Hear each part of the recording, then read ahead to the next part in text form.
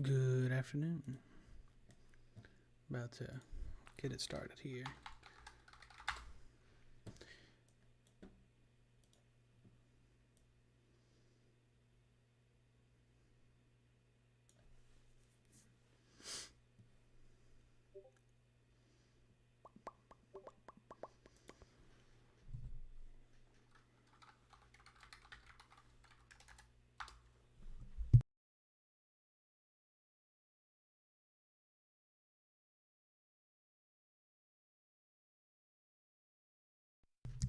Wrong thing. All right. Let's see. What are we feeling tonight? Some chill vibes?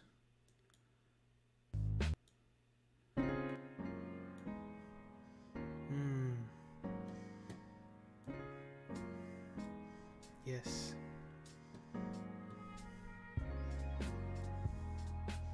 All right. And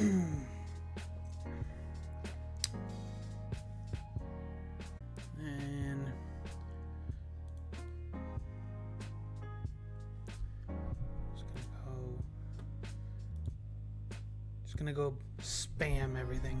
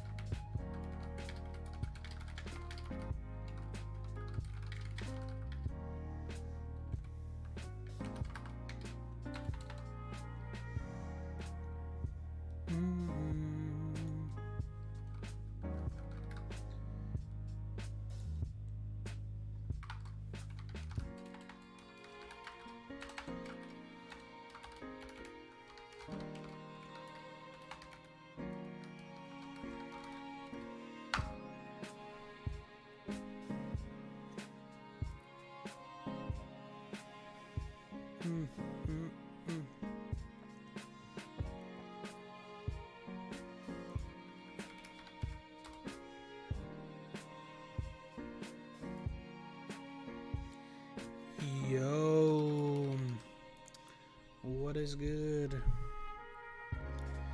How's the music? Is the music set in the mood, the vibe for what we're going for today?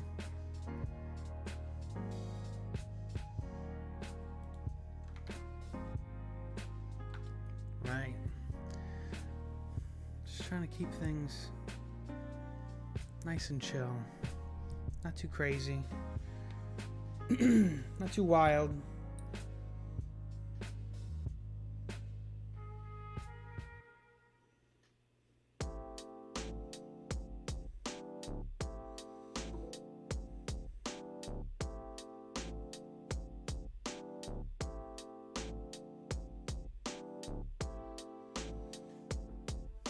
Like the jersey.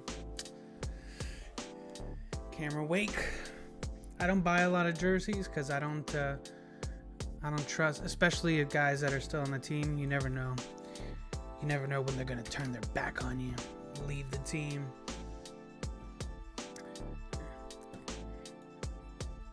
It's business.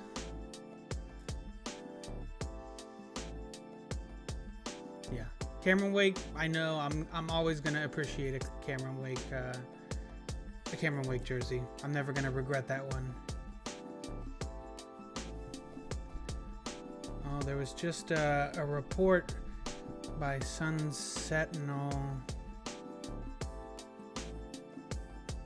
Is this is breaking? I guess.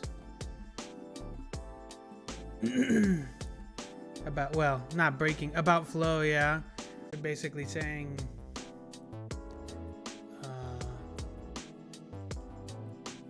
Show us them, like, you know, put up or shut up.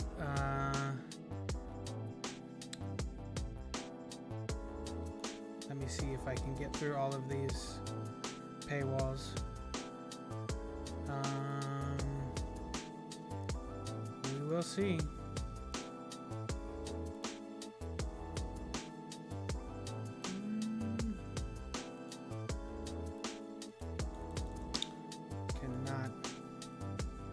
There are multiple reasons why lawsuit brought by former Dolphins coach Brian Flores. and joined by our blah blah blah blah blah. Oh, there's multiple reasons why the lawsuit should fail. Yeah, it's behind a paywall, unfortunately. Sun Sentinel, you know,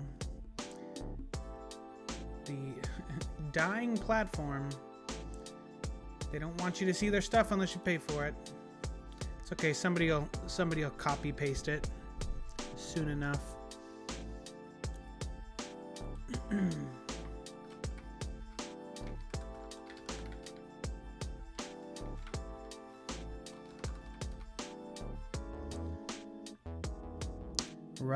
Right, dude. Listen, when you come here, this is what you're gonna get. You're gonna get the it's the end of the day, end of the week, right? I'm usually streaming on Tuesday, Thursday. I didn't stream on Tuesday. I wasn't feeling too well, but you know, end of the week. It's like Thursday. It's kind of a crappy day. Nobody's like, oh, it's Thursday. The only reason people are excited about Thursdays because it's like one day closer to Friday. So if we're gonna be here, might as well relax a little bit. It might be a little loud though. I'll lower it a little bit. I'll lower it.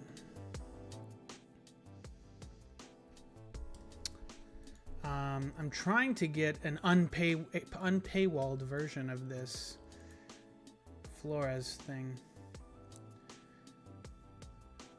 You were up till 5 a.m. chopping it with Color last night. Color's the man, dude. I'm really trying to be a good boy and like not stay up super duper late because yeah, I could sit there and especially with the Finn's Tailgate guys, you just sit there for hours and talk with those guys. And I've been up until like 2-3 o'clock in the morning with Color specifically, you know, and you can just go on, but trying to be better and get sleep because I still have kids. I still gotta wake up in the morning. They gotta go to school. I still gotta work. Not trying to be a derp. Should have one stream a week, 2 to 3 hours, if that. Yeah, I'm still playing with the schedule. The other thing too is I still want to do some gaming here, right? We're on Twitch. I want to do some gaming stuff, not just debates all the time, but you know the debates are a lot of fun. That's what makes sense.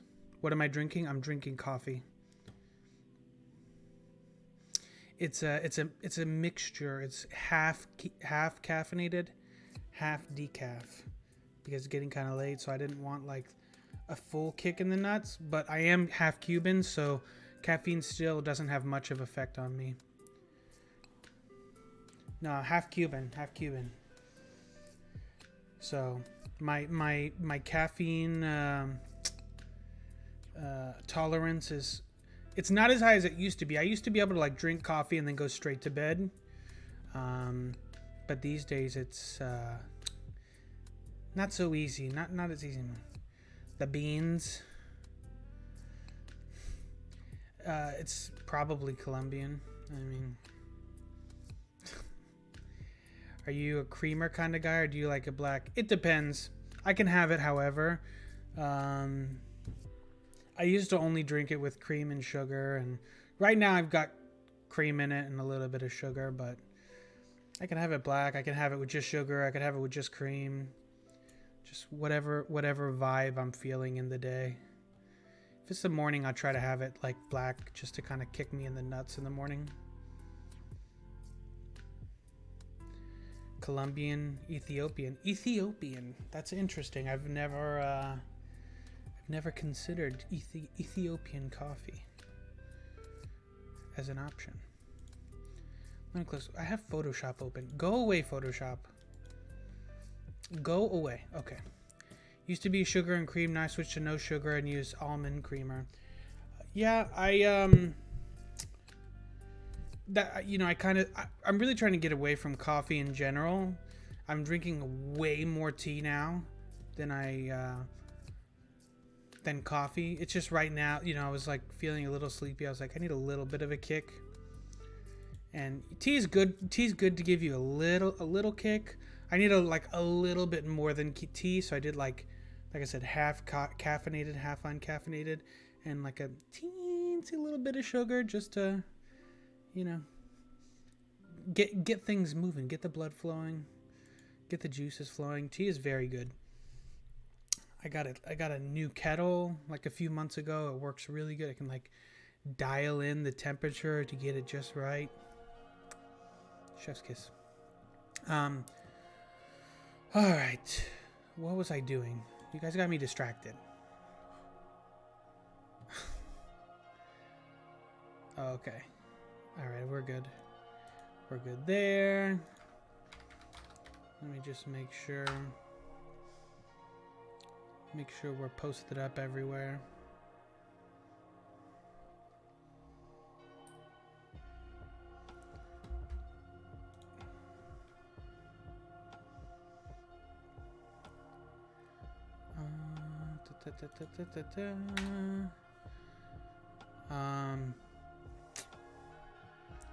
So we got a few things to talk about today.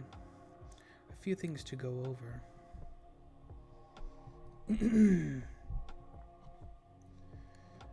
Some non-coffee related things. Unfortunately. Fortunately or unfortunately. I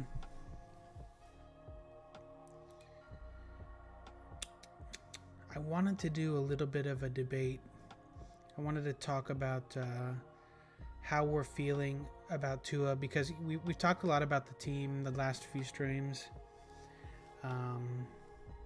You know, the additions and just about everything, right? But the one name that has kind of eluded us, we haven't really talked about much, is our boy Tua. And I just want to get everybody's pulse today and see how everybody's feeling about Tua.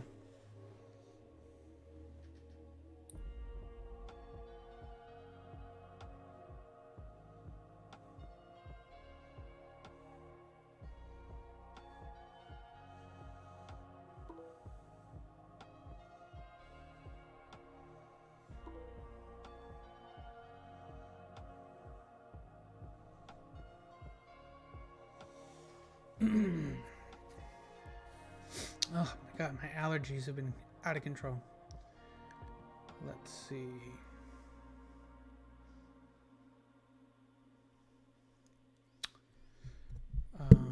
The stream chat is open for anybody who wants to drop in and say what's up. The stream chat in Discord, which I should drop the link for. I just got our server boosted today, which means we're going to be adding a bunch of really cool shit to the Discord. We're going to be adding like cool stickers and stuff. So we're going to be vibing in the Discord. It's going to be pretty good. Broken, my boy Broken. What's up, dude? Can you hear me? Yeah, I could hear you. How's it going? Pretty good, man.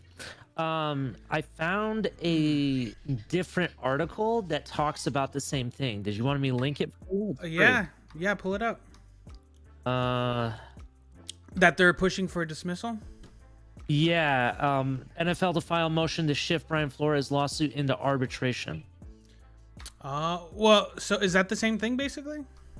I guess. Well, basically what they're doing is trying to take it out of the court, to dismiss the racist part of it, and move them to arbitration. Basically what they're doing. Can they be forced to do that, or can Brian Flores just say no? That's the part that I've always been confused about, because the NFL has been so good about keeping things under wraps. They've always been able to kind of like avoid it. The court has to have a hearing essentially to determine if this is something that they can try. Give me a second. I'm trying to see if this article actually gives us any info, because now I'm reading it. I'm kind of like, this is stuff we kind of already know. Okay, that one was not as good. Let me find a different one. 1 second. Yeah, no problem. I mean, this is kind of what we expected, I think, yeah? Yeah. They never wanted this to really get out. browser. Change first. Yeah. Okay, so the articles I'm finding really don't give us like concrete information. Let me see what this one does. I want to make sure it doesn't send us to a paywall. Those darn paywalls.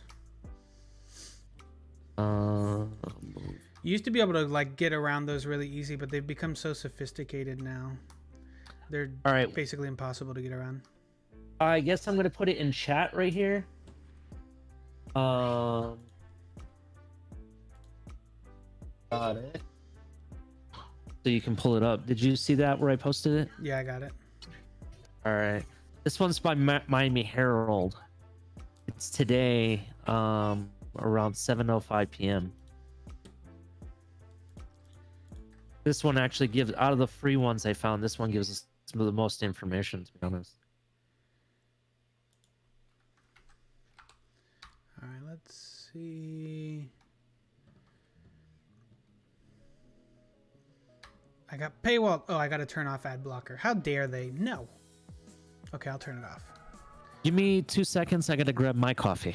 Yeah, go for it, dude. So you're asking, did we already discuss the people that joined the lawsuit in the last update? No, we didn't.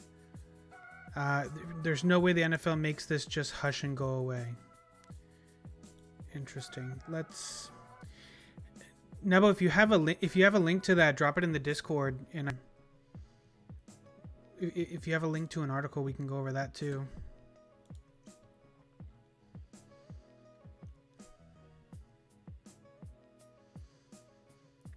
NFL seeks to move former Dolphins coach to arbitration.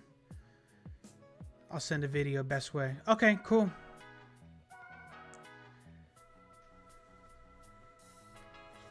All right.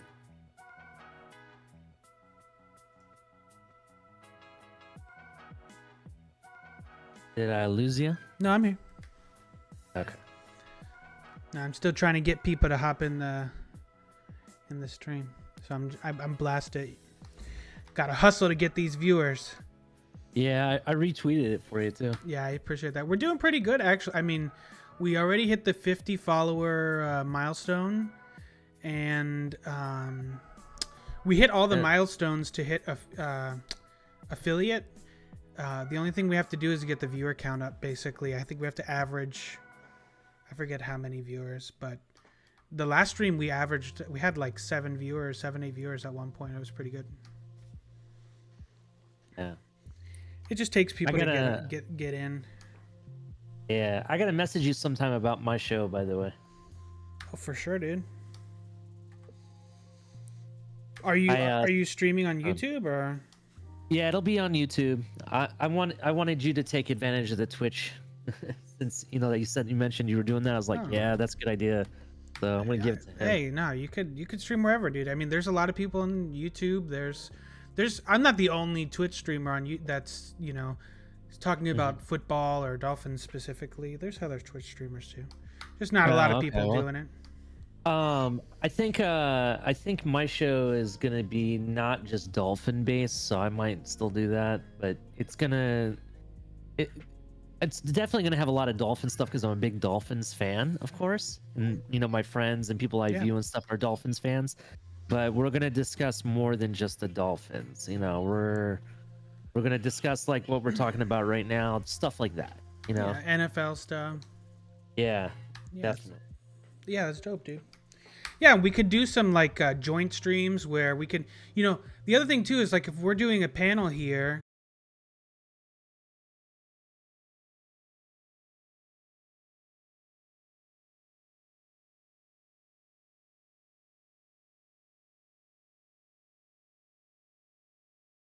Oh no. Oh, okay. No, the stream disconnected for just. Which he recently just got, to be honest.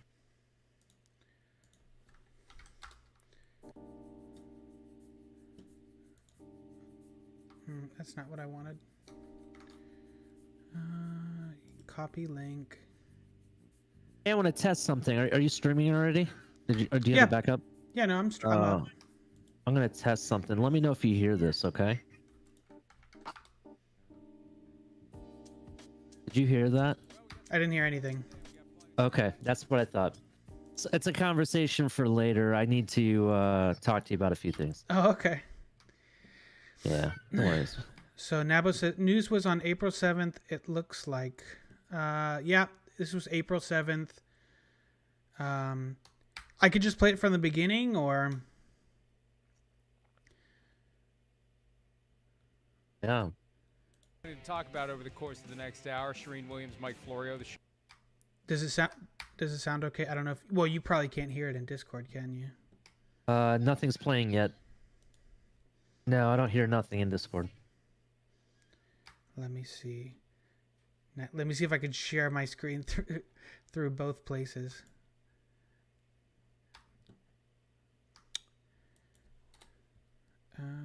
Stream chat. Actually, it looks like you have what you call it on?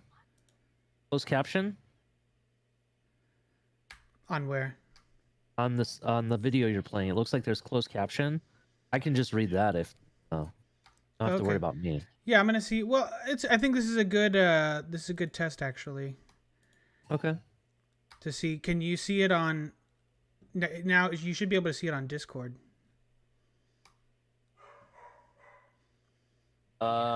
Where in Discord would I be looking? In the stream chat. I do see where I can just watch stream. Do I just click on that? Yeah. It should be just the video for the video. Okay, I see it now. Yep. Well, we got some details today. We got plenty to talk about over the course of the next hour. Shereen Williams, Mike Florio. The show is PFTPM. Originally, the amended complaint in the Brian Flores litigation was expected for Friday, April 8. It was filed today. 2 new plaintiffs, 2 new teams, actually 3 new teams, because Brian Flores has added another team to his claims, and we're going to break it down. And Shereen, it doesn't feel as monumental as the first filing, but we've now taken one minority coach who has done what I think the NFL believed would never be done, and we've tripled that number. And I can't help but wonder whether or not others, as more and more join the cause, will decide there is both strength and safety in numbers, and decide, as we learn more about this, as we hear more about this, as we get more comfortable with this reality, to join in the fight. I think at this point, Mike, you're going to be more surprised if more black coaches don't join this suit than if they do. I mean, I would expect many more to join it, because you're right, there is a safety number. You look at a guy like David Culley, who lasted 1 year with Houston, and the Texans are now on this complaint. Maybe he decides to join this suit. That makes sense. But I'm with you. I think there's going to be more to join this suit. It doesn't seem as monumental. I mean, we knew it was coming because you had reported that previously. But the first lawsuit, Mike, that's when it really hit the fan. And now it's just more and more and more and more things are coming out. And the light is now shining on this huge problem for the NFL. Let's start with, because there's 2 new plaintiffs. Steve Wilks, who was the Arizona Cardinals coach for 1 year, and then Ray Horton, who was a candidate to be the head coach of the Tennessee Titans in 2016. The job went to Mike Mularkey. Let's start with that one. And a question that some may have: how can Ray Horton wait 6 years to file this lawsuit? So that's the big thing that everybody's saying, right? Like, why is everybody waiting? Why is everybody waiting? But I think it feels very like victim shaming to me. I don't know. It just feels awkward, right? Because it really shouldn't matter when people decide to speak up. Because just like with a lot of things, like with the Me Too movement, we saw it. You know, there's a lot of people who are scared, right? Oh, he explains why? Okay, good.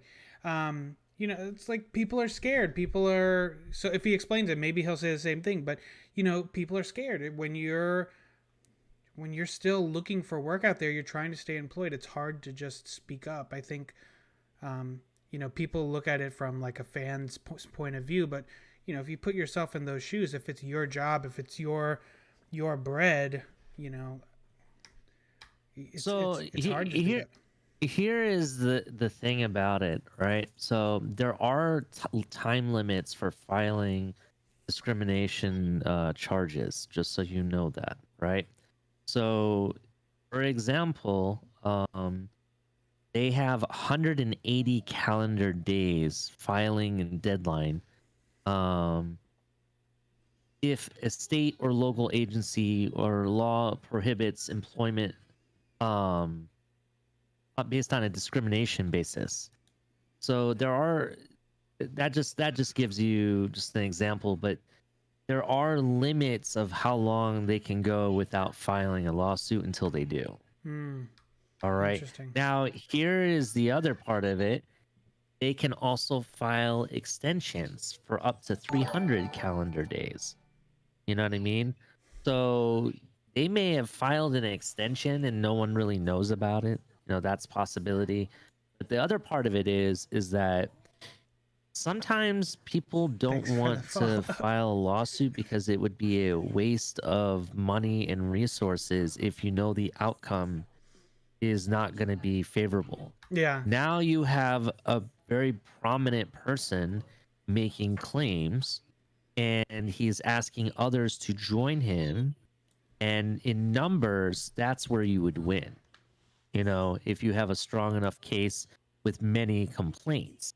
Now, is it enough to win?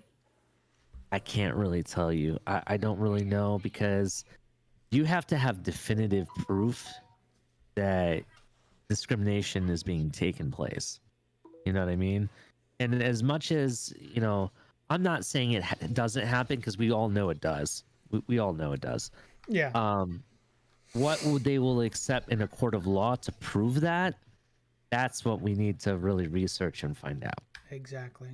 All right, let's hear. Supposedly he goes in deeper into it here, so let's see. How can the statute of limitations have not run? Oh, just I like think you the said. argument will be that Horton didn't become aware and didn't believe that his interview was a sham, didn't believe that the determination that they would hire Mike Mularkey was pre-made until he heard Mike Mularkey. And what I think is an incredibly jarring, honest, courageous comment, Mike Mularkey appearing on a podcast September of 2020, the Steelers Realm podcast. Mularkey, a former player, I believe, and definitely coach with the Steelers, asked a very open-ended question, gave a very specific answer. Here it is. Well, Mike, if you could turn back the clock, where would I probably hate these questions, but would there be anything during your coaching career that you might have done differently or changed? That's a good question. I'll tell you guys this. I've always prided myself in doing the right thing in this business, and I can't say that's true about everybody in this business.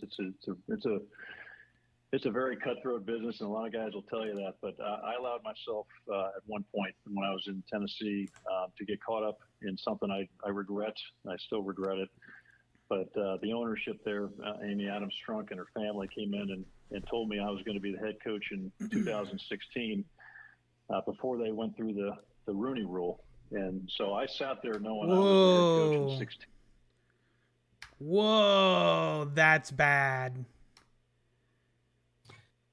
Holy is it though? shit. That's Is yeah. it though?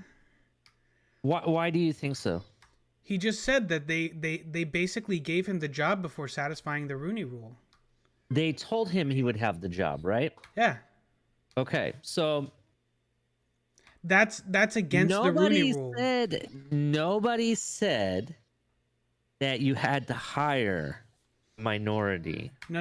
Okay, but there's a piece of Like- the Rooney Rule you're missing there. And Okay, go ahead. The part of the Rooney Rule that this basically flies in the face of is that the interview process has to be fair and impartial. If you've already guaranteed the job to somebody else, the interview is no longer fair and impartial. And there's literally a rule in the Rooney Rule that says you can't just interview minorities to satisfy the Rooney Rule just for the sake of it. Like they have to be fair and impartial interviews. If you've already hired in your minds, if you've already told a candidate that he's the guy, the following interviews are sham interviews. They are no longer fair and impartial. They're just doing it to satisfy the Rooney Rule, which is what everybody already assumed was happening, right? With the Rooney Rule to begin with. You're not wrong, but they broke the Rooney Rule in that the following interviews did not satisfy the Rooney Rule because they were not fair and impartial. See, the other part Nabo of this says it gets is better. Yikes. the other part of this is that I still don't think that. I don't know, man. In my opinion, that happens everywhere. You know what I mean? It happens with my current job. Everywhere, people still go through the interview process and interview people because they want to make sure the person they've picked is the right person. In addition to that, they also do it to find out who they would like for future positions in the future. You know what I mean? True, That's but generally why they do most that. workplaces don't have Rooney Rule I don't in know. place. I don't really know about know? this case primarily. I kind of like the new rule that they just approved, to be honest. Which rule was that? The Rooney Rule, they made an amendment to it just recently within the last month. And they did that at the owners meeting. And basically, it requires every team to at least hire a minority assistant coach. Yeah. Which I like that. I mean, I'm gonna be 100% honest, bro. Most of the coaches that minorities that applied for positions didn't really wow me. You know what I mean? Maybe. Jim I mean, Caldwell, there's plenty. That's one. Jim Caldwell's a big one. Yeah. Well, Lovie One guy- Smith, who inevitably was hired by the He used to be a head Texans. coach, though, so I mean, I don't really count that. But here's the flip side of it. Okay, the guy from Kansas City, Bahimi, I think his name is. I don't know his name. The enemy. The enemy. I'm sorry. He supposedly he interviews very badly. Every team that he's interviewed, that's what the feedback we're getting. Like, True. I don't know if he gets really nervous or something. But Have you he's seen one Mike that I McDaniel thought- talk? Yeah, that's true. I mean, I'm not going to put that on the Dolphins because I will say I have been impressed with the effort that the Dolphins have made in hiring minority coaches, assistant coaches, GMs. Like Miami has gone out of their way, which is why it's, the racial port. I get specific to Brian Flores that he feels maybe he was targeted or specifically I don't know if it was because of race. The Brian Flores with the Miami Dolphins thing is kind of weird to me a little bit because again, we have a minority GM. I mean, we technically have a minority head coach yet again in Mike McDaniel. We have lots of minority assistant coaches. We have former players. Like, I think we have one of the most diverse coaching staffs in the entire NFL, to be honest. But some of them, and again, the reason why this is such a bombshell is because it's exactly what Brian Flores is saying that the Bills did to him. That they basically broke the Rooney Rule by already giving the job to what's his name, the former Bills offensive coordinator. You mean what the Giants did to him? The Giants, sorry. Yeah. That they basically already knew they were not going to hire Brian Flores, and they were only doing it to satisfy the Rooney Rule. Yeah. Nabo says, "Tell me that Adam Gase interviewed well." Let me ask you something though, for real though. Yeah. Do you think it is okay for an organization to know who they want to interview? And I'm not interview. I'm sorry. Let me take that. Let me change that up. Who they want to hire? Do you think it's okay? Do I think it's okay that they should know who they already want to hire?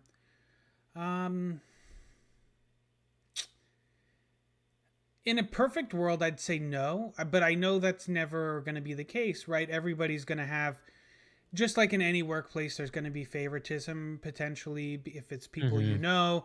But then again, this with the NFL, we know that there's a problem with the demographics, right? And because it's been an old boys club for so long, there's cliques, right? The owners are very close. It's a problem in the NFL where I don't see it necessarily as a problem in other places, because other workplaces tend to be, or seem to be at least, a little bit more diversified when it comes to minorities, as opposed to, again, NFL coaches. And it's not only just about getting a shot to be a head coach, right? It's everything that comes after that. And I mean, we have the statistics to prove that, like, being honest and being fair, black head coaches get a much shorter leash than white head coaches in the NFL. I think it's on average they get 3 years, where again the flip side, white head coaches only get 4, or I think the average is 4 for white head coaches. So there's a problem. There is a disparity. So I don't think there should be, right, anything wrong. Like, if you know, like, again, if I'm Stephen Ross and I'm like, oh, I want Jim Harbaugh to be my head coach. Do I think that maybe it should be fair to say that and he should be able to just go get Jim Harbaugh? Yeah, kind of. I think that's probably fair, but unfortunately there is a problem in the NFL, and we're trying to I don't fix it. really think there is a way to fix it, and this is the issue you have. I'll tell you right? one way to fix it, but I'll let you continue, and then I'll share a way. I have a good way to fix it too, but I was called crazy earlier, but I'll tell you about that as well. Essentially, people, like, for example, we'll use the guy that is the defensive coordinator for the Bills, right? Okay. Was the former head coach of the Minnesota Vikings, right? Was the interim head coach when they fired their head coach at the time. He came in, did an amazing job, right? And they hired him as the head coach, right? I think his last name is Foster. I think it's Foster. It starts with an F. I'm pretty positive. So anyway, the very next season, he really kind of dragged the team into the ground. You know what I mean? How long should you wait before moving on from that coach? And this coach, by the way, is a minority. By the way, this coach is a minority. So how long do you wait? I mean, it's tough to say. On average, right? The problem is, it's not just one head coach here, one head coach there. It's not.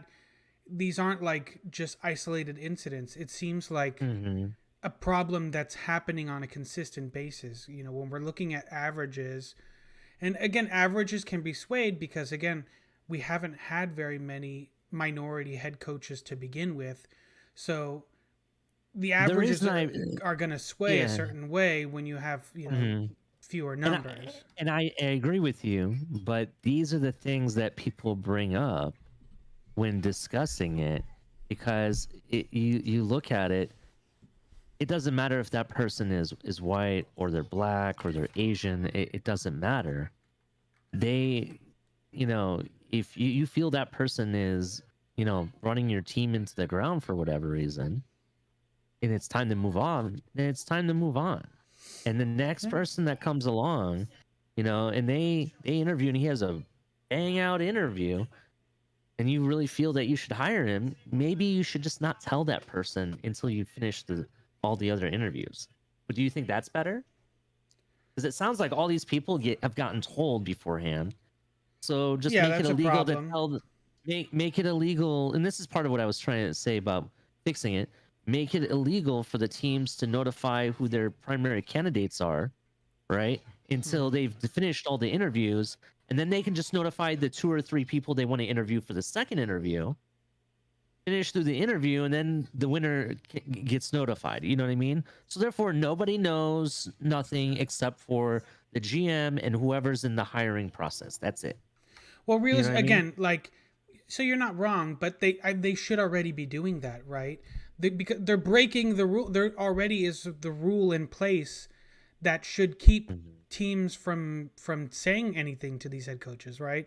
You shouldn't be telling a head coach he's got the job before you've interviewed everybody else, because you've already broken a rule. So, like, putting more rules in for teams to break, it seems like it's like beating a dead horse. I think we've got to start looking at more creative ways to get minority head coaches in the NFL. Nabo, by the way, says minority coaches last 1 to 2 years. Is this coaches in general or specifically head coaches? He says minority coaches last 1 to 2 years. Non-minority coaches with losing records last 4 to 5. I don't know about that, but he says it's specific to head coaches. If you have an article or like a source for those numbers, and you could share it on the Discord, or you could put it up in the stream, I'd appreciate it. See, because I feel like if you really want to, they really need to enforce the rules and actually provide penalties and not loopholes for other teams. Do you understand what I'm saying? Yeah. Well, Nabo just said he would suggest having an arbitrator for every NFL head coach opening to make sure that the rules are not being violated. So just like you said, actually enforce the rules that are already in place. That's actually good. But in addition to it, I feel like to fix it to where head coaches and not head coaches, I'm sorry, all the assistant minority coaches that we have now that are already in place that may not have had the chance to get the experience they need for that head coaching job, they need to do something with that as well. Because they're not gonna, in my opinion, they're not gonna be still looking at some of these, taking them serious because they don't have the experience. You know what I mean? Yeah. To give an example, our tight ends coach, I think he's been a tight ends coach his entire career. You see what I'm saying? Yeah.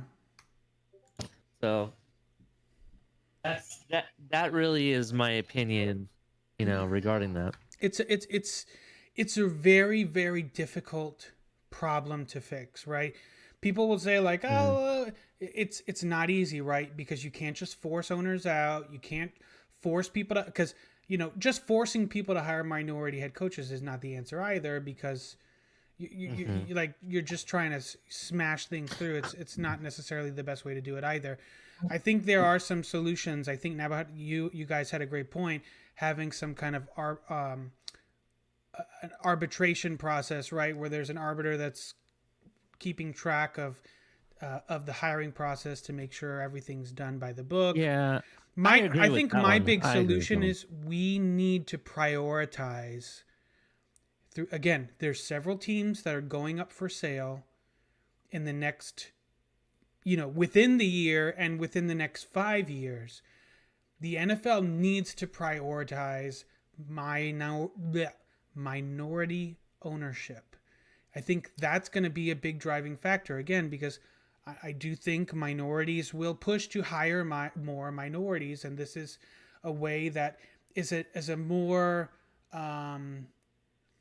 organic way to kind of fix the problem. For whatever reason, again, you can't force head coaches to hire people.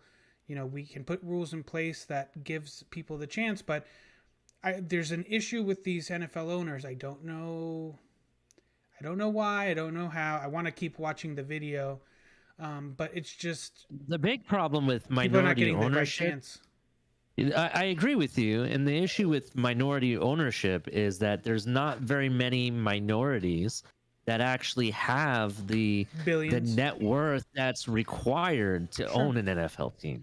There's maybe one, I think, that is pushing for the Broncos right now.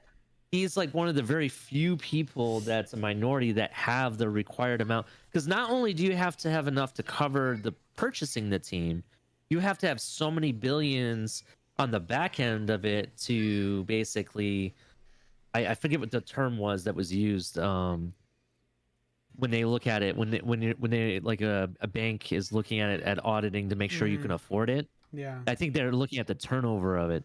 So that's another thing. But let me ask you this. There's a rule that if you have an assistant head coach get hired that's a minority as a head coach, there's compensation with draft picks. You know what I'm talking about? San Francisco got that Yes. for us hiring. Do you feel that not only the team that had the assistant coach hired, but should the team that hired the minority also be compensated? Say that again. Sorry. It's okay. I'm sorry. Um, so you know about the draft picks that San Francisco got because we hired Mike McDaniel, correct? Yeah. Okay. Do you feel that not only teams that had assistant coaches that are minorities that got hired as head coaches be compensated? Do you think teams like the Dolphins that hired a minority should be compensated as well? Sure, absolutely. I think anything that we can do to incentivize minority ownership is going to be a net positive in general, as long as it's not giving it's not like how do I say. Yeah, Nabo says those incentives already exist. Well, he's saying even for for hiring a head coach, not necessarily that was internally Yeah, like so the an situation we just assistant had, coach. yeah, the situation we just had, right? Where, for example, we hired Mike McDaniel. San Francisco got compensated because he came from that team, but we didn't get compensated at all for actually hiring the minority. Do you understand what I'm Yes. saying? Yeah. And I feel like if you're going to incentivize teams to hire minorities, make it fair across the board. Both the hire person and the person that's losing somebody that's a minority should both, be compensated. Yeah, I think there's so many there are ways that you can frame it that again that don't the Rooney rule was broken for the sheer just because, right? Having rules like this that incentivize that give a boost in maybe not you're not giving first round picks, right? But even the smallest amounts of a boost to prioritize my own minority head coaches, I think these are all steps that are positively affect the landscape of the NFL. And they're fair, right? Everybody has these options available to them. The rules apply to everybody. So it's just up to owners at that point to basically satisfy the rule and to proceed with it. The problem is, we're seeing some cases where there is some incentive and they're still not doing it. But again, what can you do? I think some other things that the NFL should really do is invest in in some leadership training and team building with active players, right? Because it's mind-boggling to me that we look at the numbers in the NFL of like minority players, right? And the fact that like more of these guys are not transitioning into coaching roles is very strange to me, so I think, by the way, providing opportunities to McDaniel, players is another really helpful way to incentivize. definitely. I agree with that. The McDaniel compensatory picks that they gave 49ers is 2 third-round picks. That's big. Those are huge picks. Yeah, so that's what I'm saying. That's pretty big. And if they were to instead of giving 2 picks, maybe splitting that up where the hiring team gets one of the picks and the team that had the assistant head coach get hired get one of the picks. What do you think of that? Yeah, I think that's fair. I mean, you're going to have to figure out how to make all the picks work, but I think absolutely it should be something that should be implemented. It's just strange to me that we can sit here and talk about all these ways to kind of fix the problem in the NFL. This multi-billion-dollar corporation, they literally own a day of the week, haven't been able to put something together.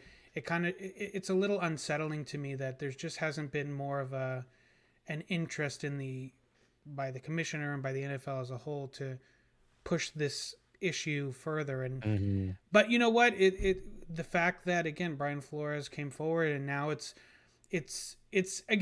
emboldening others to now speak up. Maybe they didn't feel safe doing it before, now they do. Hopefully this does lead to positive change moving forward, and we see that. Nabo, by the way, said, in our case, if Surtain or Madison gets hired for offensive coordinator, defensive coordinator, or a head coach, we would get compensatory picks. I think so. So the coordinator position counts towards that, because I thought it was just head coaching position.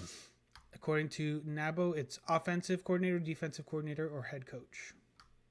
Interesting. Which is cool. Good. That's great. I don't want to lose Sam Madison. No. He can be our defensive coordinator. Yeah, actually, I would be, after this year, I will be 100% cool with it if it doesn't work out for Boyer. Absolutely. He's only here because he was paid last year, right? Wink, wink. That's true. Wink, wink. Nod. Wink, wink, nod, nod. Speaking of, remember how we were rumored in talks with Fangio? Yes. Do you think with our pickups that we've had and how we've really made solidified our team more, do you think he'll find us more attractive next year when he wants to come back? As a head coach? No, as a defensive coordinator, because remember he's taking the year off before he comes back.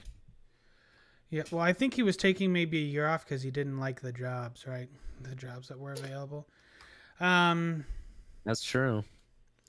He may have wanted to stay away from Miami and see how everything plays out. Yeah, I mean, for me, Boyer is here because he was promised probably a year to prove if he can do it without Flores. He got the Devils deal. That's why. I believe that with every fiber of my body. I don't think, again, there's no reason for him to be here otherwise unless you believe he was told ahead of time that he was going to be safe. And I think he did have a deal in place. What that deal is, I don't know, but there's a reason he's here, and there's a reason why everybody else is here, except for the dissenters, if you will. Okay, I want to listen back to this video. Sure, sorry. Definitely. No, we're okay. We're just going back and forth. Amy Adams Strunk and her family came in and told me I was going to be the head coach in 2016 before they went through the Rooney Rule. And so I sat there knowing I was the head coach in 16 as they went through this fake hiring process, knowing a lot of the coaches that they were interviewing, knowing how much they prepared to go through those interviews, knowing that everything they could do, and they had no chance of getting that job. And actually the GM, John Robinson, he was in on the interview with me. He had no idea why he's interviewing me, that I have the job already. And I feel, I regret because I pride myself in my kids first, that they do the right thing. And I always said that to the players, and here I am, the head guy, not doing it. And I've regretted that since then. It was the wrong thing to do. I'm sorry I did that, but it was not the way to go about it. Should have interviewed like everybody else and got hired because of the interview, not early on. So that's probably my biggest regret. Wow. Predictably, the Titans have denied that it was a sham interview process. Of course they did. Sorry, I'll keep going. But Malarkey's remarks, because when I first saw his quote, I thought, and just assumed incorrectly, as I often do, that there was a specific conversation that drew this out of Malarkey, not just a very general, hey, do you have any regrets? And off he went. But to me, that was incredibly striking, and it does open the door for a real conversation about whether or not the Titans did know that they were hiring Mike Malarkey before they engaged in the other interviews. They just checked the boxes. And as I said earlier today on Twitter, how many other coaches over the past 20 years, if they were being honest, if they dared to tell the truth, would tell the same story Mike Malarkey told, Shereen?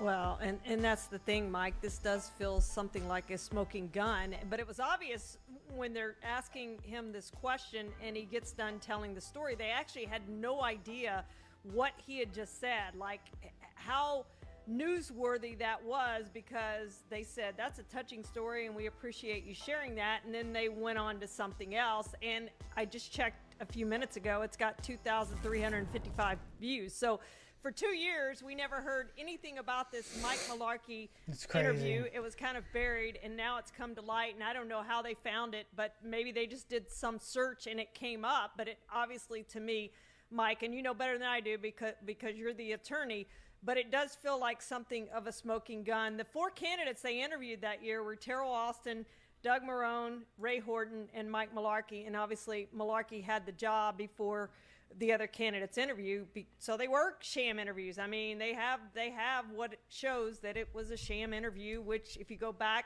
in history, you called it a sham interview at the time. Now we have evidence that it certainly was a sham interview. And this is where it gets a little bit complicated, because if I had to throw a dart and guess on how the lawyer representing the 3 plaintiffs now in this case became aware of the Mularkey comments, if I had to just make a wild guess, I would say that Mularkey made someone aware. Nabo says it gets better. Because how could it get better? How earnest he was in his explanation, he wanted to make this right. So once the Brian Flores lawsuit is filed, here's an opportunity to make it right. I don't know. Here's a mechanism to make it right. Here's a way to go right to the lawyers and say, hey, look, you guys are talking about sham interviews. You haven't even heard the half of it. I can tell you about a sham interview because I was involved in it and I knew about it, and here you go. And then Ray Horton, who, when we look back at the stories from the time, and Shireen, I got to give you credit, you got a better memory than me. I didn't even think of this. At the time, there were stories that Ray Horton was insulted. He denied it. He left the Titans for the Browns in 2016 because he thought he wasn't given a fair consideration to become the head coach. He had been a member of the coaching staff. Nabo said, Mularkey went in for his interview and he told the GM, okay, let's sit down. The GM told him, I don't know why we're here. You got the job 2 weeks ago. Oh, yeah. No, I caught that bit. That was with Mike Mularkey. Yeah, it's damning. He was told that he had the job. I mean, and there's no reason for the guy to lie at this point. I mean, he's not in the NFL anymore. I don't think he's in the NFL anymore, at least. Staff there. And here's the headline. January 18, 2016. The headline, Titans owner knew during search that Mularkey was the guy. Steve Underwood, the former president of the organization with still one of the all-time great mustaches, somewhere during that process, I think it coalesced for Amy and she had made the decision. She already knew Mike. She had a comfort level with Mike, but she wanted to reach out and look around to make sure there was not any other viable candidates for her in terms of our club and where we were going. They didn't interview many people. As you mentioned, it was Terrell Austin, Doug Marrone, and Ray Horton. But the whole purpose of the Rooney Rule has been to encourage owners not to make decisions before they engage in interviews, to not rely upon a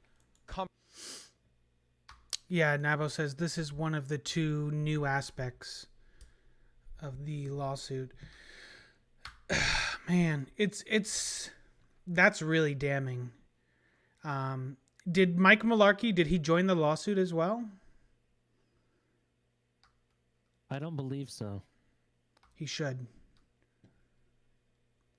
He absolutely should. That'd be pretty damning. I mean, it's hard. How do you prove it? He's the problem. He's the current Atlanta Falcons tight ends coach. So he is a coach in the NFL. Yeah. I mean, it's a scary thing, but that kind of testimony, in addition to everybody else, that's really bad.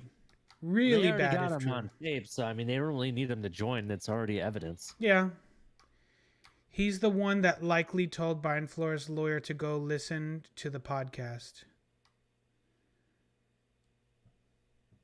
The team was added to the lawsuit. Oh, the Titans were added to the lawsuit. Yep. Damn. R.I.P. NFL. It was good while it lasted. No, it's not going to destroy the NFL, but hopefully it forces some change All right. Well, there's something in the pipe work that is gonna require them to force change. And it's coming sooner than you think. I What's feel that? like, well, it's really a conversation to be had on my show, but I'll give you some tidbits of it. That's fine. Okay. I'll tell you Well, some no, things. you don't have to. If you want to break it somewhere else, that's No. I'll give you the gist of it, but I won't break Okay. it down. So essentially, breaking news. I need a breaking news video. this really is. You probably heard this from El Capitan first.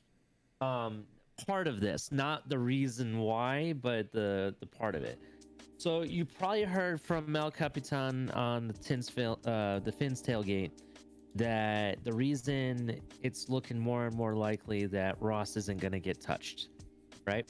Mm-hmm.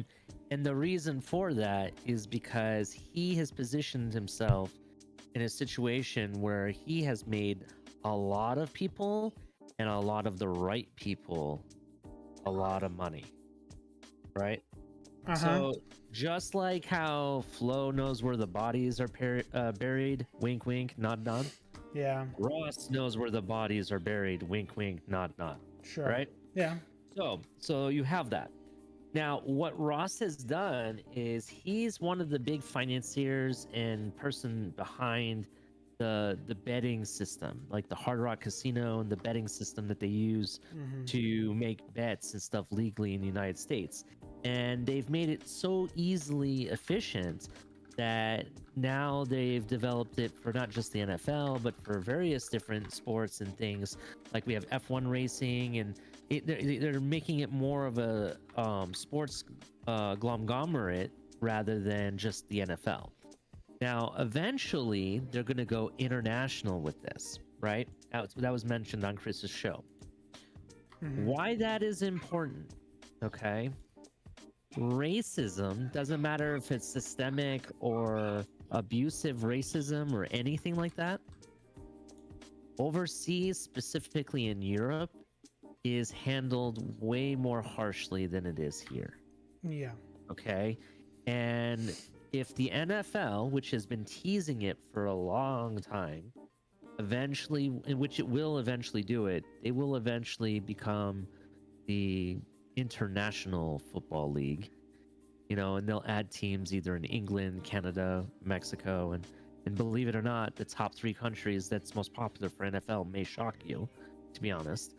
One of them at least shocked the hell out of me. Which is Brazil. Did you know Brazil is the second, actually, I'm sorry, is the 3rd country with the most popularity for the NFL? Interesting. US is number 1. Mexico is number 2, which kind of surprised me. And Brazil Mexico didn't was surprise you. I 3. thought Mexico would be number 1. No, US is number 1 for NFL. Well, I mean, number 1 after the NFL, the US. After US. Yeah, Mexico's number 1 after the US. But then number 2 is Brazil. Oh, so you say, I thought Brazil was number 1 after the US. No, Mexico. Oh, Mexico. okay. Yeah, and it's very close between Mexico and Brazil, to be honest. It is very close. In fact, let me pull up that chart real quick because I actually have an image of that. But essentially, what's going to end up happening is if they actually look to build teams in these other countries, they're going to have to nip stuff like this in the bud.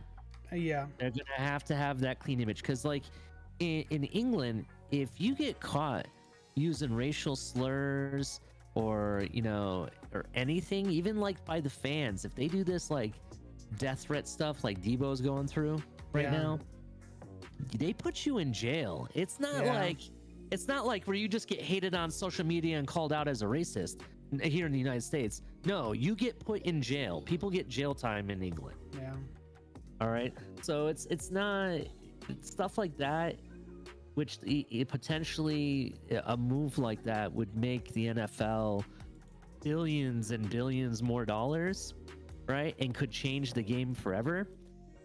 That's what's at stake with stuff like this, because they need to fix this and fix that public image if they ever want to make that a reality. You know what I mean? Interesting. That's crazy. Yeah. What I was going to pull, oh yeah, I'm gonna pull up that chart if I can find it. Where are you? Under my downloads, I think. There it is. Nope, that is not it. Nabo says Ross is already making his exit plans and already has cash flow elsewhere. Oh, well, yeah. I mean, he's a real estate guy. Dude, On top of his check for selling the team. Yeah. If anything, if you think that he's just gonna disappear quietly, you're absolutely wrong. What's gonna end up happening is he'll probably still have his hand in everything, but it'll be like a dark shadow figure that nobody sees, like in an Illuminati type of style. He'll still be around. He'll still be making millions. He'll still own stock in the team. You know what I mean? It's money is still there. So the United States has roughly 115 million fans for the NFL. Mexico has 23.3 million, and then Brazil has 19.7 million NFL fans. All right. After that, it's Canada, and then surprisingly, after Canada, it's South Korea. Interesting. Yeah, South Korea has 6.72 million NFL fans. Germany is almost equal to South Korea, and then about 1 million less is United Kingdom. United Kingdom has a huge fan base. I know that for a fact. They sell out those games, and they I was gonna say I thought they would be much higher on that list. Yeah, I thought United Kingdom would be third or fourth, to be honest. But they sell out those games in England. My friends go to them, and everybody has their own teams that they like. So when you go, the fans are all wearing all different teams, even if they're not playing. And they go full blown. Like the super fans we have here, they do the same thing there. You know what I mean? So it's really big. I think to be honest, I think that Brazil would benefit for the NFL to come there greatly. After the last World Cup that they have there, and this is why it's smart for any NFL owner to want to go there, to be honest. They have multiple billion-dollar stadiums that are just sitting empty, dormant. Yeah. They already have the stadiums, bro. They just need the team there. Think about how much money you would be saving as an owner if you brought a team there. Yeah, well, they have all the empty stadiums from the World Cup, right? Or from the Olympics. And even in England, they have multiple stadiums that they could hold teams, including my favorite soccer team is actually in England, is trying to bring not just soccer there. The new ownership is trying to bring multiple sports there. So if they brought NFL there, they already have the stadiums already built. You know what I mean? There's no, I mean, one of the biggest stadiums in the world is Wembley, and that holds like 150,000 people.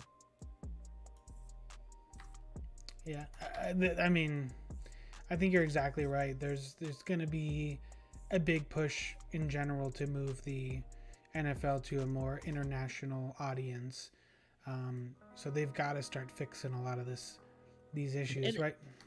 And as fans, people get worried. Well, that's going to ruin the game, or actually no, it won't ruin the game. If anything, and this is actually a point I was making to somebody. Something like this, when you expand the amount of sources you have for a product, it reduces the cost to the consumer.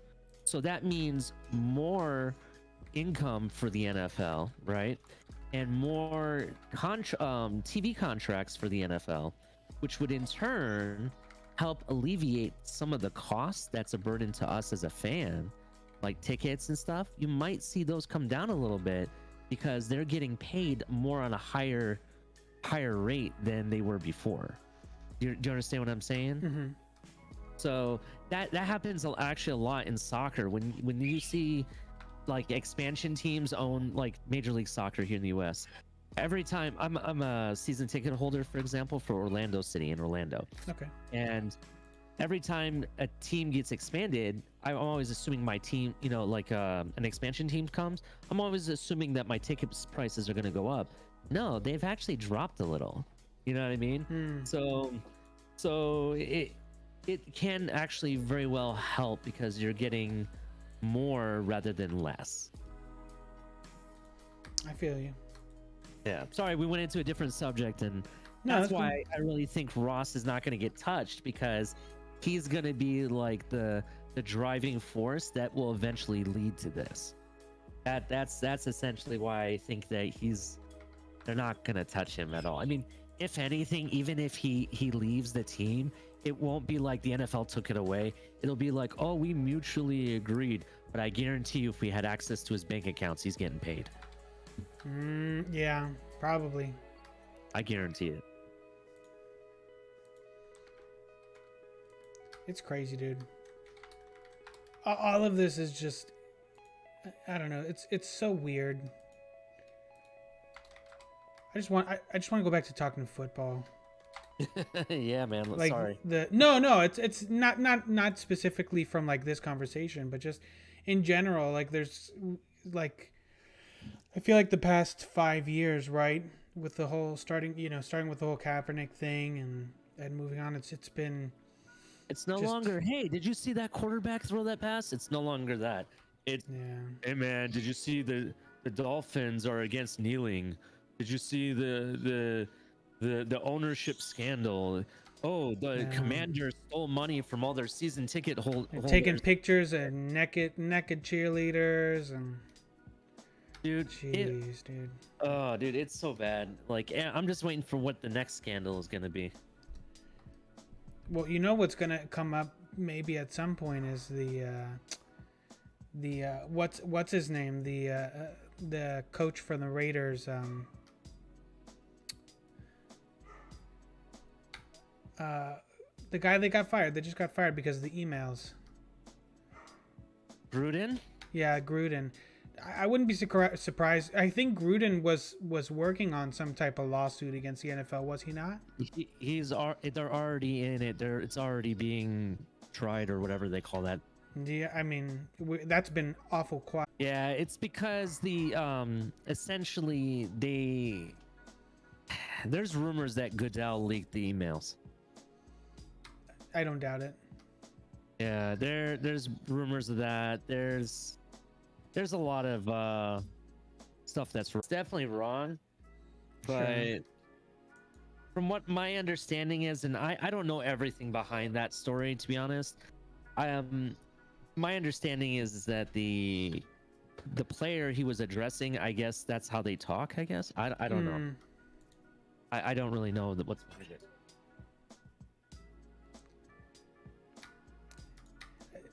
Probably things you just shouldn't say, especially in written, documented emails that your employer can see. I don't know. Just not a good look. It seems like it's not a good look in general. But anyway, let's change the subject. Let's get a little bit more. Let's talk a little bit of football. Something I kind of want to talk about. Well, we have a couple things that people have kind of shared that we wanted to talk about over on the Discord. Let me pull it up.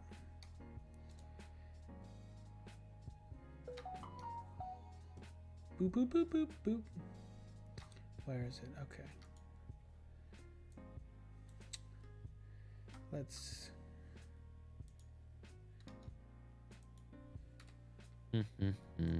All right. So Nabo brought this up in the Discord when we were talking about some topics that we'd like to go over, and it's something that's been talked about a lot over the last couple weeks as we get closer to the draft, obviously, and it's the talk about the Dolphins potentially trading up in the draft to maybe the second or sooner. I'll give my take, and then I'll see what you think.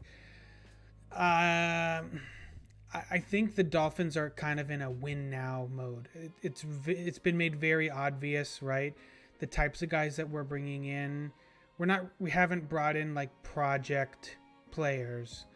Everybody that we've brought in is kind of proven talent, which is what we've been begging for as fans, right, forever, is bring guys in who you know are proven talent and F them picks. I think if we don't use the third pick in some type of a trade for another guy, I think we'll probably just sit tight at 3 and take somebody. Probably at this point, if I had to say our biggest need, or where we could potentially fill, I'd like to see maybe an interior linebacker, or potentially an offensive lineman, or maybe a defensive lineman, are kind of maybe my three top picks. But to be honest, I think we're in a great position to just take the best player available. So if it happens to be a running back or a wide receiver, I'd be down for anything. I don't think there's any wrong moves necessarily in the draft. So what do you think? Yes and no. One, I don't think we're trading up at all. Okay. I think that nobody wants to trade up in this draft. Everybody wants to trade down. This draft is not very what do they call it? It's not the best of class. You have a crap ton of wide receivers, and they're all very similar from the first round down through the second round and even into the third. They're all very similar, so it's just like pick your poison type, it doesn't really matter. Beyond that, the only thing I would say that would be worth it for us to maybe trade up is if certain offensive linemen like Linderbaum or something like that drops somehow, like a Tunzel type of deal somehow drastically. I doubt it'll happen. I really doubt it. They find some bong pictures. Yeah, like something crazy, something ridiculous, like the guy that was with Dallas that went to Cincinnati that we were all trying to get. He was victim of that, and he actually went all the way through the draft without getting drafted. So, that was like off the field stuff. That was like legal issues, though, wasn't it? Yeah, and it ended up being fake or whatever. Like nothing came of it. So essentially, that would be something that would have to happen for me to want to like consider moving up to grab somebody. But here's the thing. I don't think we're going to use that pick, the third pick. Next year's draft is so valuable to every team that I really feel if we're in the win now mode, we're going to trade that pick and maybe a first round from next year, specifically the San Francisco pick, because San Francisco, they're in a transition mode right now. And if they don't have Debo and they have a new rookie, since McDaniel's no longer there, Anthony Lindsay is their offensive coordinator. He doesn't run the same system. They're going to have growing pains. It's not going to be the same system as they had last year whatsoever. So I really feel that San Francisco pick is going to end up being a top 15 pick for sure. I think it could be a lot higher, to be honest. Like a top 10 is what you're saying? I think it could be a top 5. It could very well be a top 5. And that, I think, made that pick much more valuable. So in turn, I really feel that we could probably expect another trade for a proven player that we don't have to coach up. Specifically, I don't want to say, like, I really believe there's a lot more truth to the Debo trade possibilities than what people are alluding to. To Miami is what you're saying? Yeah, like I'm going to tell you straight up, there is too many factual things that has happened and what has been said that proves that he was the target for Miami for quite a while, and I wouldn't put it past them if they're still trying to acquire him. Okay, that's what I will tell you. I think they wanted him over Hill. Well, what it was is San Francisco tried to up their price, and they lowered his price. Yeah. So that's essentially what happened. Now, could Miami still acquire him? Yes, they could very well acquire him.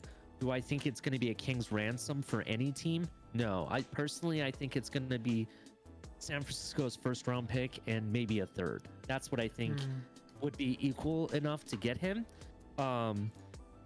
Plus, the fact is that there's a lot of proof that's been put out there that he wants Miami over a lot of the other teams. So there's that too. He doesn't have a no trade clause though, so he can't necessarily say where he wants to go. But no, but he can tell the team, I'm not going to extend with you. He could very well do that. He's not forced to extend with any team. Yeah, he does have some pull. It's not. Yeah. And nobody's going to give up a fortune for somebody that is not agreeing to extend the contract. They won't give up a fortune. Correct. They may give up less for a 1-year rental, because he's still in his rookie year. Even though the last year of the rookie contract is the most expensive. First round picks. I don't think they're going to really try to waste not for a 1 year. No, a rental. Speaking of which, if we do actually use the pick, I think it's going to be on a corner. I could see that. Yeah, that's the position I think. And Clemson has a couple corners that could go in the third round that are pretty decent, actually. Yeah, I could see it. That wouldn't surprise me at all. I think we're kind of overall, aside from interior linebacker, I think we're pretty comfortable, pretty cushiony across the board on defense and on offense. I mean, we really only needed $1.5 million in cap space to pay for actually not even that. We only need $1 million to pay for the cap space for the draft picks. Why we're holding on to 20 some million, that doesn't make sense unless you are planning on moving for somebody. That's why I really believe we're going to trade this pick. Now, in addition to it, you could still trade these at least one of the first round picks from next year and a third round, because we have 2 third rounds next year, and acquire somebody and still have room to get JC Treader.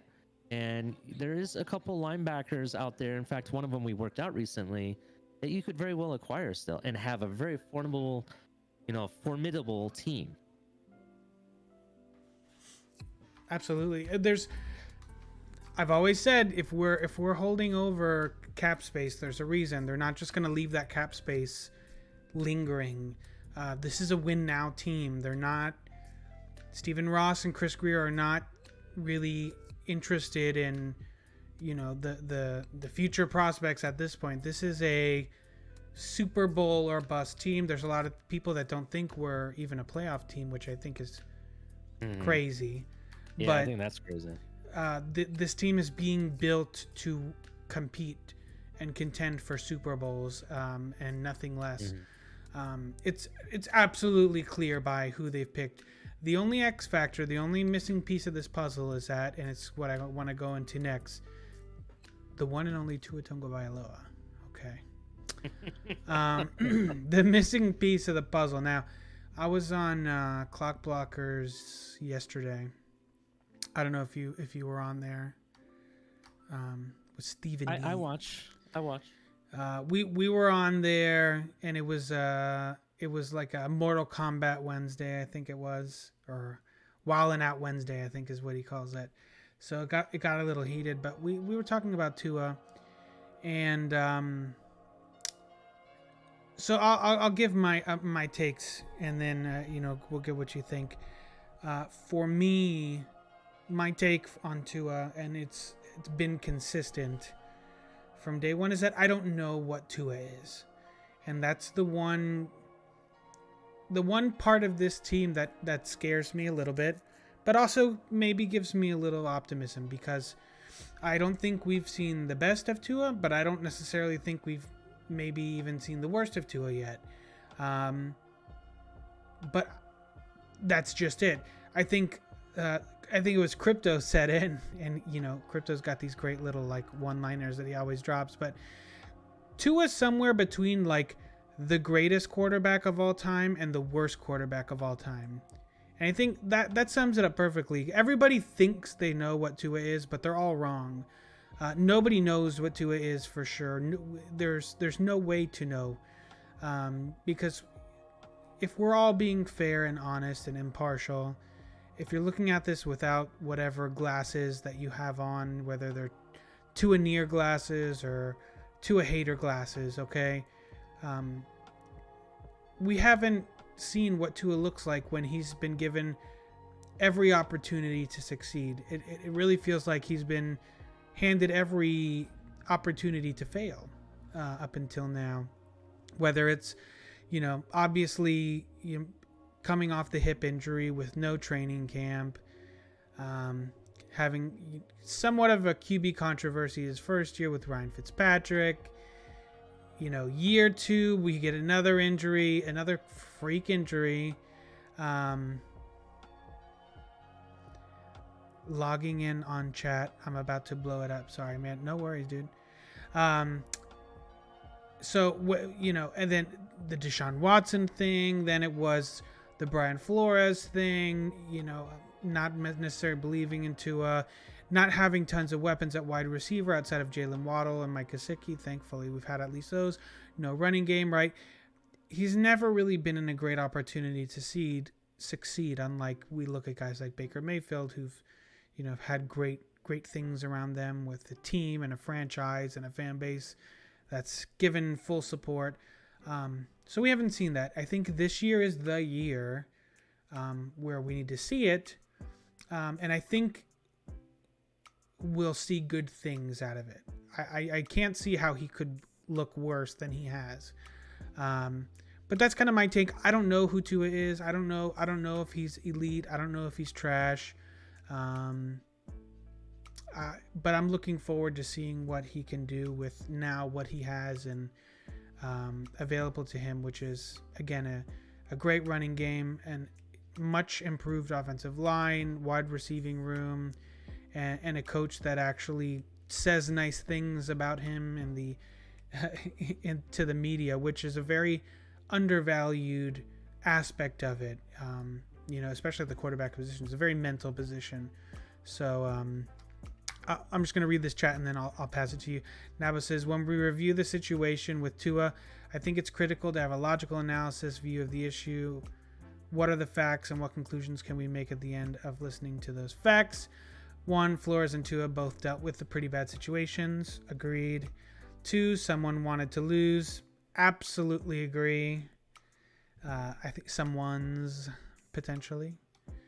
3, the team has been storing draft picks and resources for other QBs. Probably.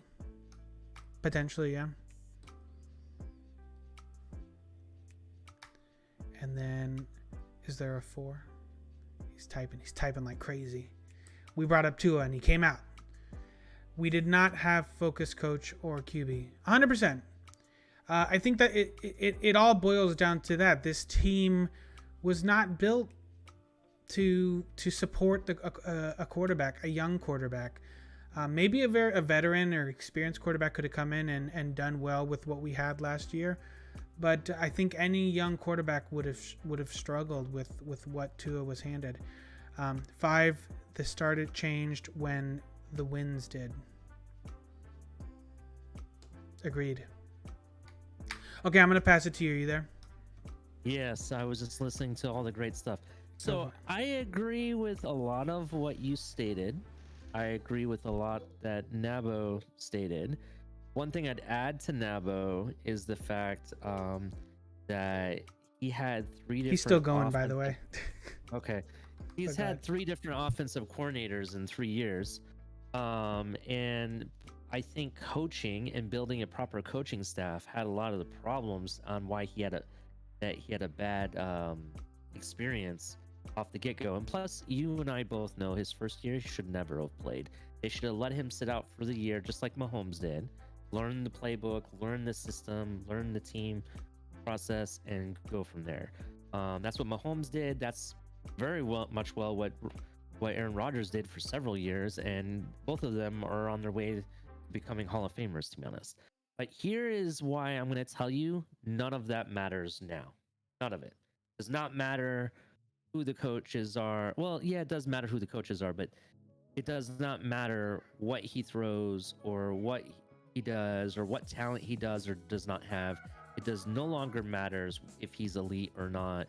It does not matter anymore, because what McDaniel has done and what the team has done is developed a system that eliminates the QB position altogether, to where anyone who can accurately throw a ball can play that position. Because now you've given all the power to the team rather than a singular person. And what you've done is you've made it where he only needs to do two things. That's why Tua has no pressure on him at all. He just needs to hand the ball off, which anybody can do. And two, he needs to accurately, throw balls, which he does have very good accuracy. That's something he does very, very well, right? So it does not matter who the QB is.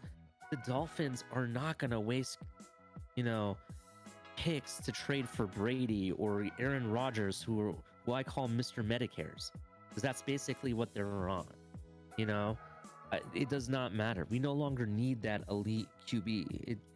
It's no longer needed with this system whatsoever. No matter which way you look at it, 49ers got to an AFC championship game on a QB who's barely better than Tua, to be honest, when you look at the numbers. You know what I mean? So will he have inflated numbers? Yeah. Having Tyreek Hill and Waddle, you're going to have a lot of inflated numbers.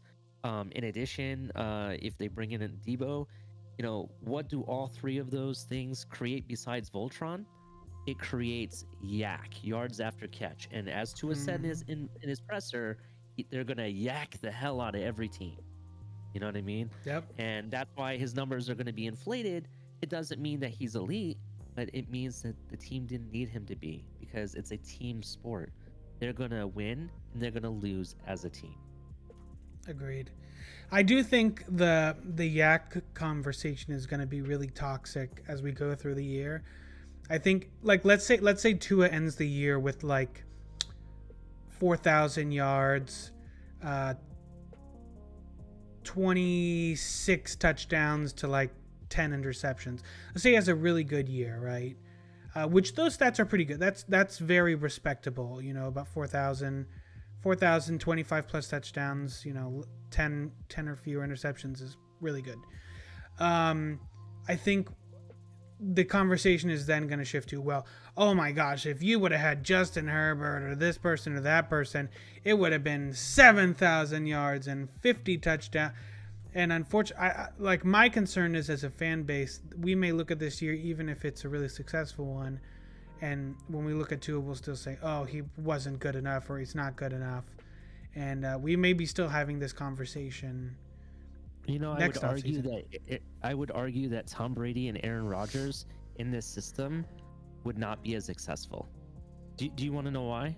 Sure, go for it. Because Aaron Rodgers and Tom Brady are alpha male QBs, which means that they feel that they're the smarter one in the room when it comes to gameplay and game planning.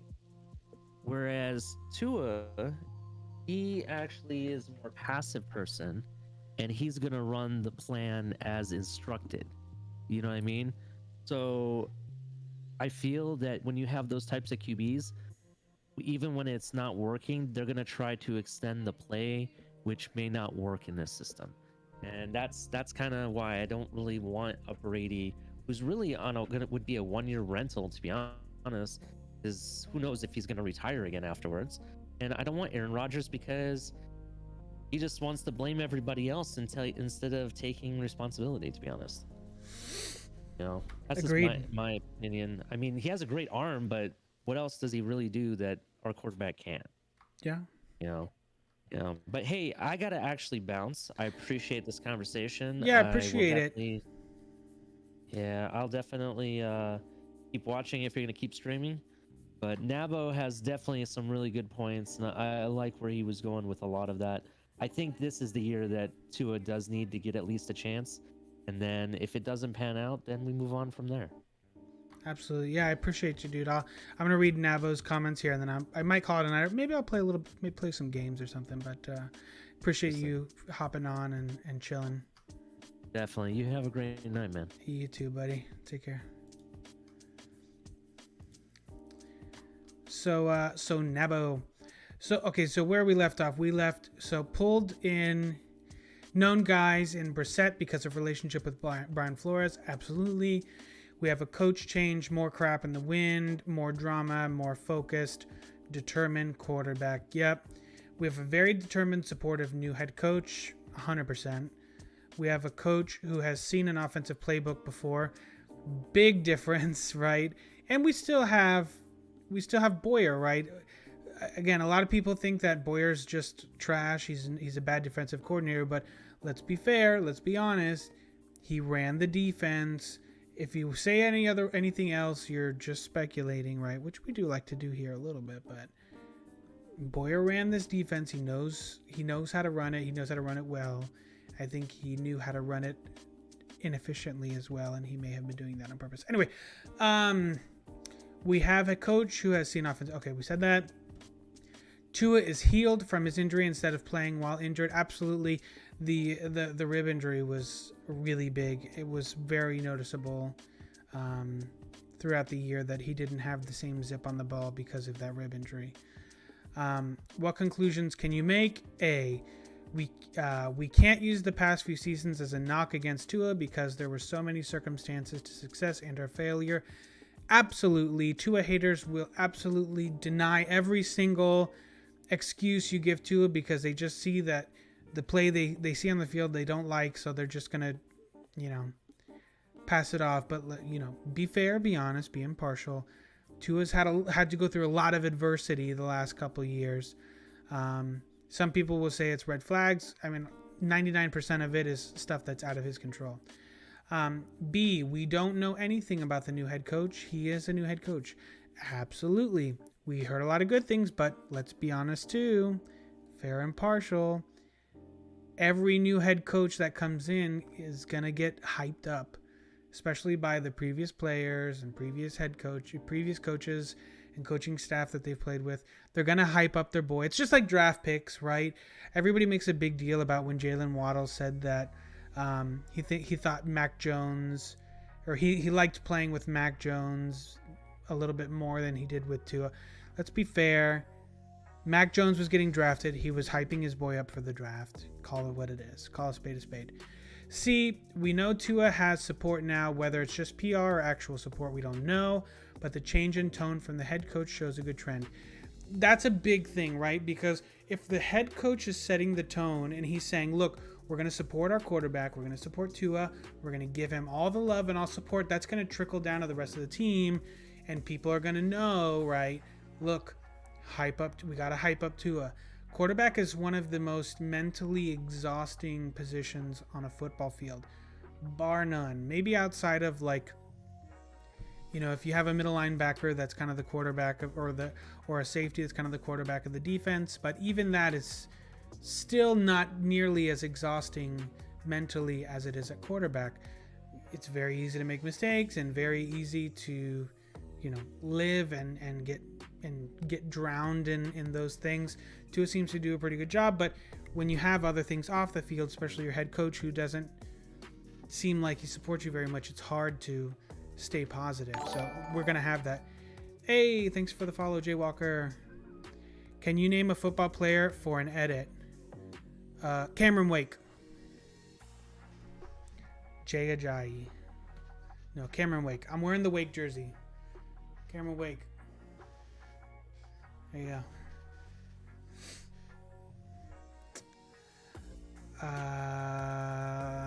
Okay. We know Tua has support.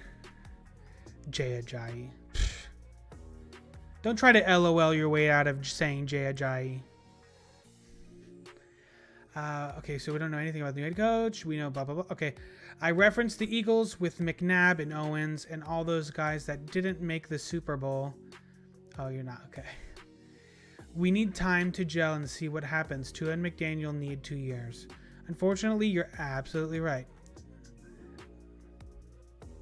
Oh, the Wake gift. No, that's Tua.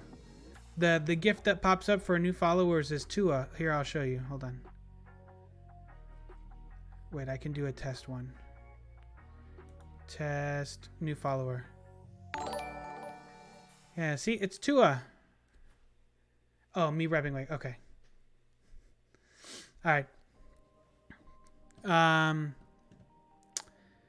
Okay, where were we? Tua and McDaniel need 2 years. I think so also. It's a lot of us want to just Super Bowl or bust after 1 year. But let's be real. We've got a not a rookie quarterback, but a young quarterback. It's not Joe Burrow, right? We don't know. Maybe he's better than Joe Burrow or is as good as Joe Burrow. But be fair. It may take some time to gel, right? And I hope Tua takes some time off from golfing a little bit. I know people like to meme about Tua golfing, and they like to meme about Tua saying that he's not going to go outside the playbook, and he's got look, Tua's going to be fine. I want to see what we've seen all summer, or up until now. We're not summer, but all off season is we've seen Tua putting in work. He needs to quit golfing and go lift. Yeah, I think golfing may also be part of his recovery. Because you're getting the hips and stuff. Who knows? He has Hank Hill or Boomhauer arms. Have you seen Tua, dude? Have you seen the calves? Man, that guy's calves are the size of freaking tree stumps. Anyway, let me finish going through your manifesto, your Tua manifesto. That's what I demand as a fan, minimum. Then I'll judge whatever the hell we need. So you're going to give McDaniel and Tua 2 years. Is that what you're saying? They got 2 years to work it out, to figure it out? I don't know. For me, if I'm being real, we're starting over. They need time to make it work. Tua is on the clock for this year. So if Tua sucks this year, you think they move on? That's what I think. I think if Tua blows it, if he throws 16 interceptions, right? I think Tua's probably gone, because next year there's a lot of good quarterbacks. You want Ross to go and McDaniel to get 2 years. Well, we can't choose about Ross. Does Greer stay? I think Greer's done a lot of crazy stuff. I think you got to keep Greer. They won't give him big. Even if they draft someone, I want Tua here. I can respect that. Greer has his hands dirty. I mean, you're not wrong. There's a lot of weird stuff. This team is a mess. This team is a freaking mess, guys. I really want to be optimistic and say we're a 13-win team and we're Super Bowl bound and it's all up from here, but I don't know. It's scary because Tua could flop. We're 1 or 2 injuries away from just being trash again. It's scary. McDaniel absolutely needs to stay for his contract, or Ross is a piece of poo-poo. We already know he kind of is, but. And if Brady shows up, all hell breaks loose. Yeah. There's a lot of fans that are not interested in Brady being here. I lean more towards not wanting him here. There's a part of me deep down in the back of my head that's like, yeah, but what if we win? But then the rest of me kind of kicks in and says, I would rather lose without Tom Brady than win with him. If I'm being really honest and digging deep down in my heart of hearts as a Dolphin fan. Yeah. Do a mock draft. What, just to the third round? See who ends up in the third round? We can do that. We could do a tier list too. I was thinking about doing some QB tier lists. All right.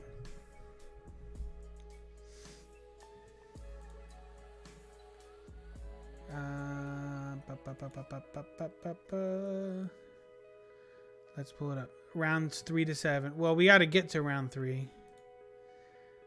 No trade ups. Just go. I'll sim straight to round 3 and see who we end up with at that point.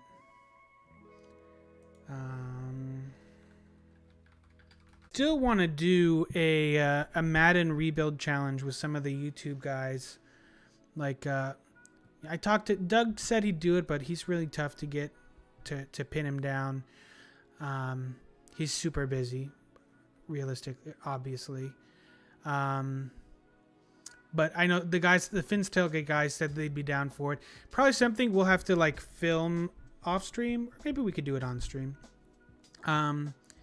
But do like a competition, and I think what I want to do, yeah, exactly, do basically a franchise where we go from the end. We basically reset the universe as nothing happened this off season, and we start at the end of the Super Bowl and we go all the way through one season and see who can put together the best team. Hey, what's up, Chris? Look, literally, there's Chris right there. Chris, I was just talking about doing a Dolphins rebuild challenge with some of the YouTube folks. I think Doug said he was down, but I got, Doug's tough. TD said he might be down. TD's tough to get, time to. But I think Color said he'd be down to do it. I think Miss Finns would be really cool to have her on. And what I want to do is basically make it a competition between everybody. And whoever ends up with the best record at the end of it, I'd really want to give I have some like some cards like you do, Chris, give a card to that fan base, to that YouTuber that they can then give to one of their fans. Yeah, dude, we'll figure it out. The off season, we got a long off season, dude. It's going to get really slow here in the next couple months. So I think we're going to have a lot of time. I think it'll be fun. That it'll add some kind of competitiveness to the Dolphins YouTubers. It'll be cool.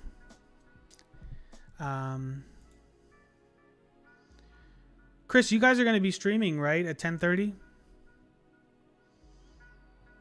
Let me pull up PFF. PFF Draft Simulator. Yeah, we'll get it figured out in a few minutes. Yeah, I might hop over there and chill with you guys. We always have fun. It's always fun.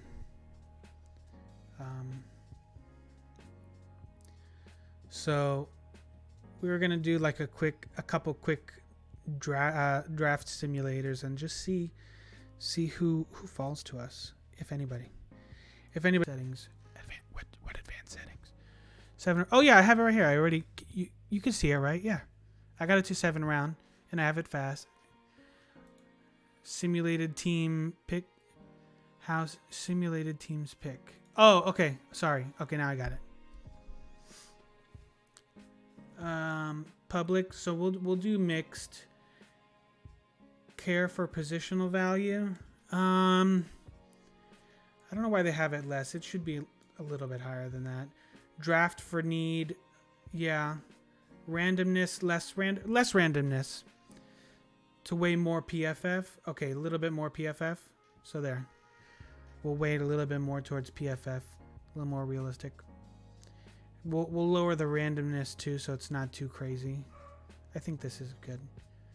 Draft for need. I think we're good here. I like this. We'll do a couple and we'll switch it up each time and see how it goes.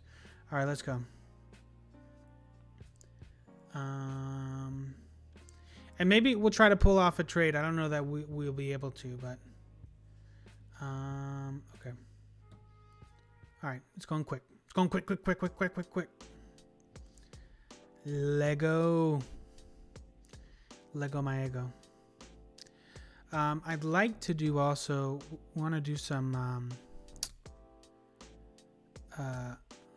tier lists. I'd really like to do a QB tier list. All right, we're on the clock. So just looking at best players available. Ooh, James Cook is here. Ooh,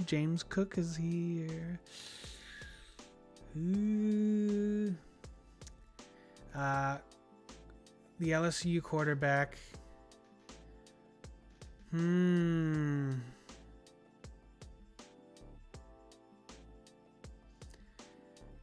leaning Fortner. Luke Fortner. I should probably sign in because I can get all the better. Oh, I'm already signed in. Okay.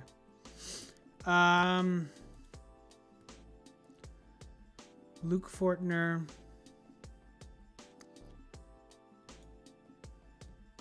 I get all the advanced stats here. So he's a center. He's a center. I mean, we do need a center. And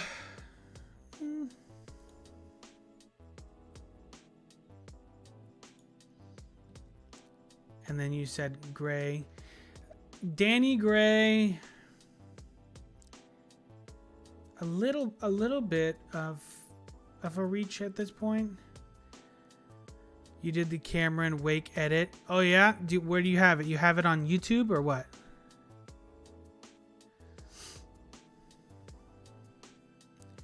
Gray's the best budget vertical threat in the draft class.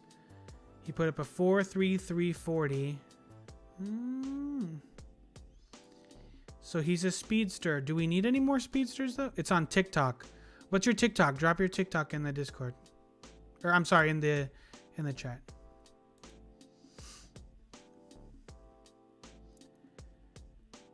So he's quick, and they say he's underutilized. But I mean, just speed guys. I think we're pretty stacked. It's speed. I think you can straight up view as Greer does best available, or he does best offensive lineman.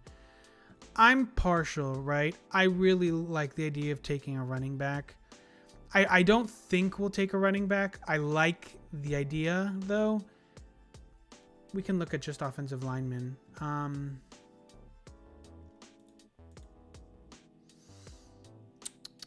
Interior offensive lineman, offensive tackle. Let's look at tackle.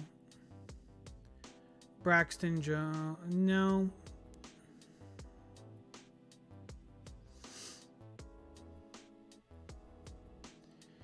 Wait till 4 for running back.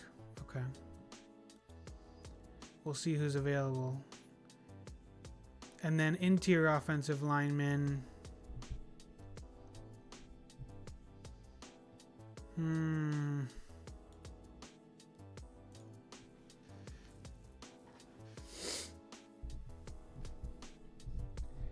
Nicholas Petit, his ADP is really high.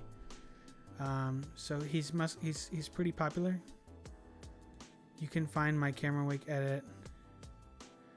Cool. I'll go check it out. I'll check it out, buddy. Appreciate you. Didn't allow a pressure in 5 of 12 starts. That's impressive. Didn't allow in 5 of 7 starts in 2020. Okay. Just finished it. Okay, I'll go check it out. And I'll follow you. Follow for follow.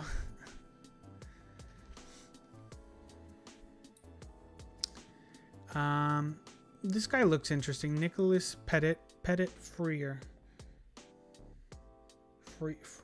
Frere. I want to know how to say his name properly.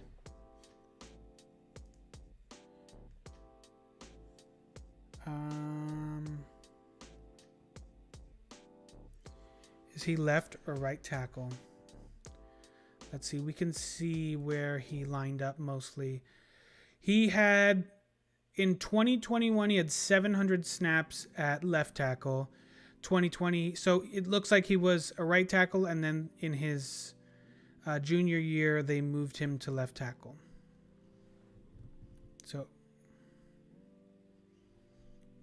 So we're going Nicholas. We'll look him up too after we're done with this.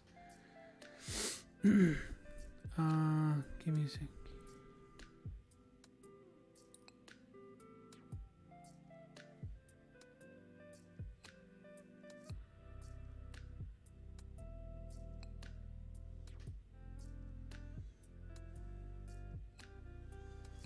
All right. We got him. We got him.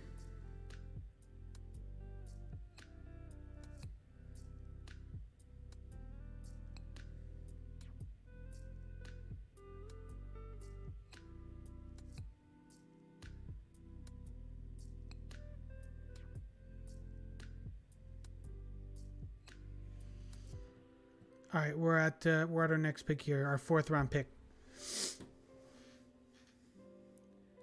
All right, let's see what running backs are available. I'm not seeing any up here at the top end.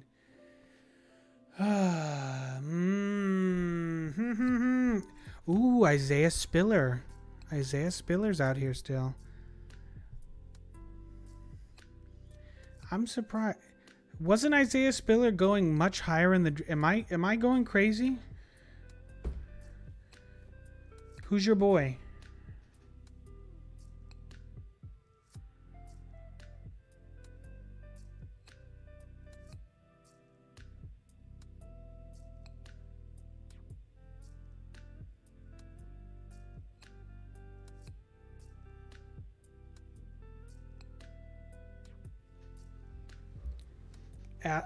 Algier. You want to take him here at 125?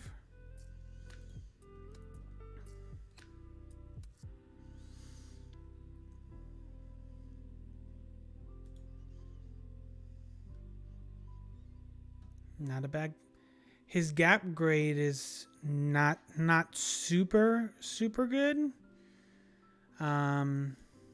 Let's see who else is available, because we just jumped right to running back. Let's just see.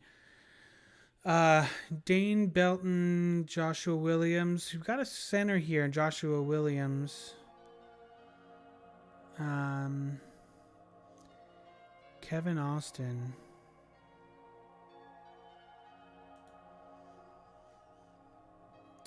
I've never heard of this kid. Kevin Austin. He's still talented at the catch point, racking up the most contested deep receptions in college. Interesting. He's still talented at the catch point, racking up the most contested deep receptions in college football. So is this our like DVP replacement? We're doing a mock draft for the Dolphins here.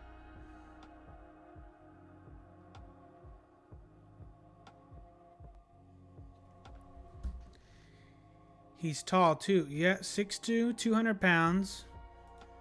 He's a senior.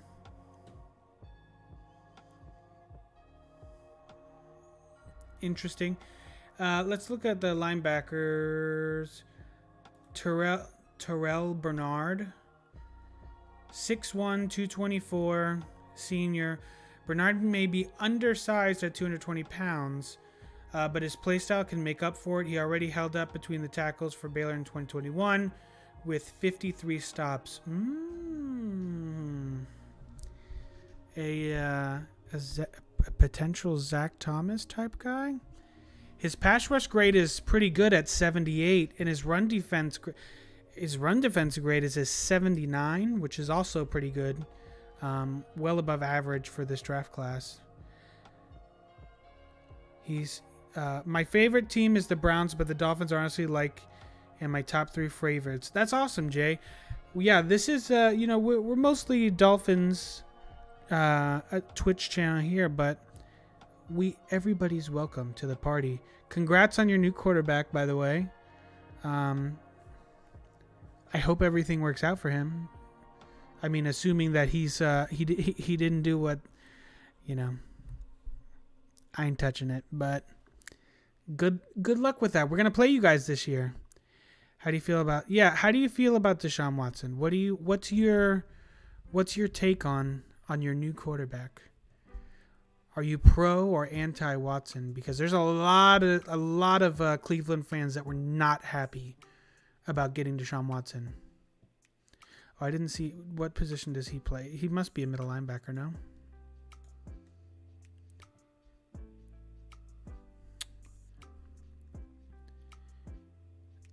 In the slot, corner.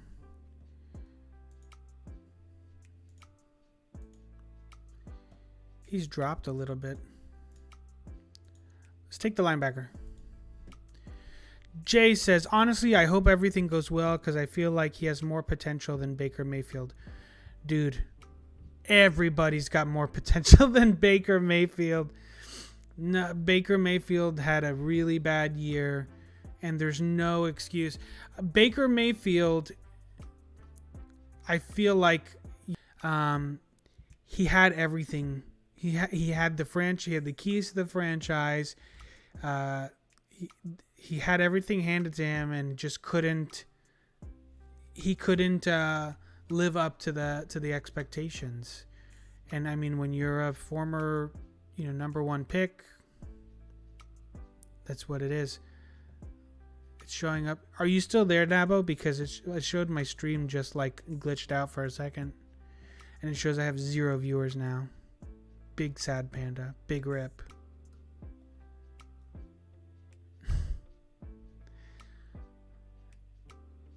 Oh, I had to reload. Yeah, that's weird. I don't know what happened. It just the Streamlabs glitched on me. I think it just, I don't know. Yeah, it said I had 5 viewers and then it dropped to 0. I think it just glitched and then whatever. Acting up. It's acting up. So Deshaun Watson, I mean, I hope we don't have to play against him when you guys come to town. I think the Browns play Miami in Miami this year, so take the punter. Oh, he's here! I just saw that.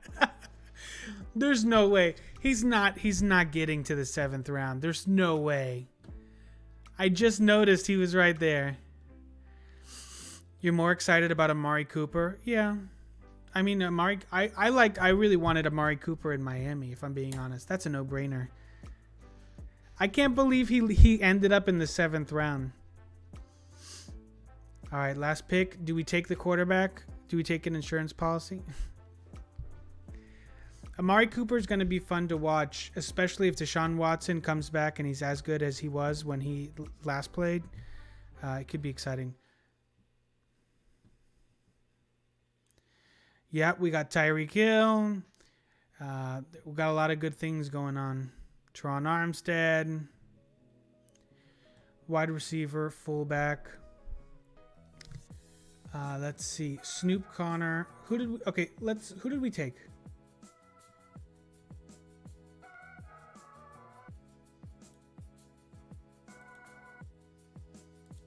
I wanted to. Didn't they have it? You could see what picks you made. Just your team. Okay. You're more curious about what team Baker is going to go to. I think he's going to go to Carolina, honestly. That's Carolina or Pittsburgh, I think, are my 2 top destinations for Baker.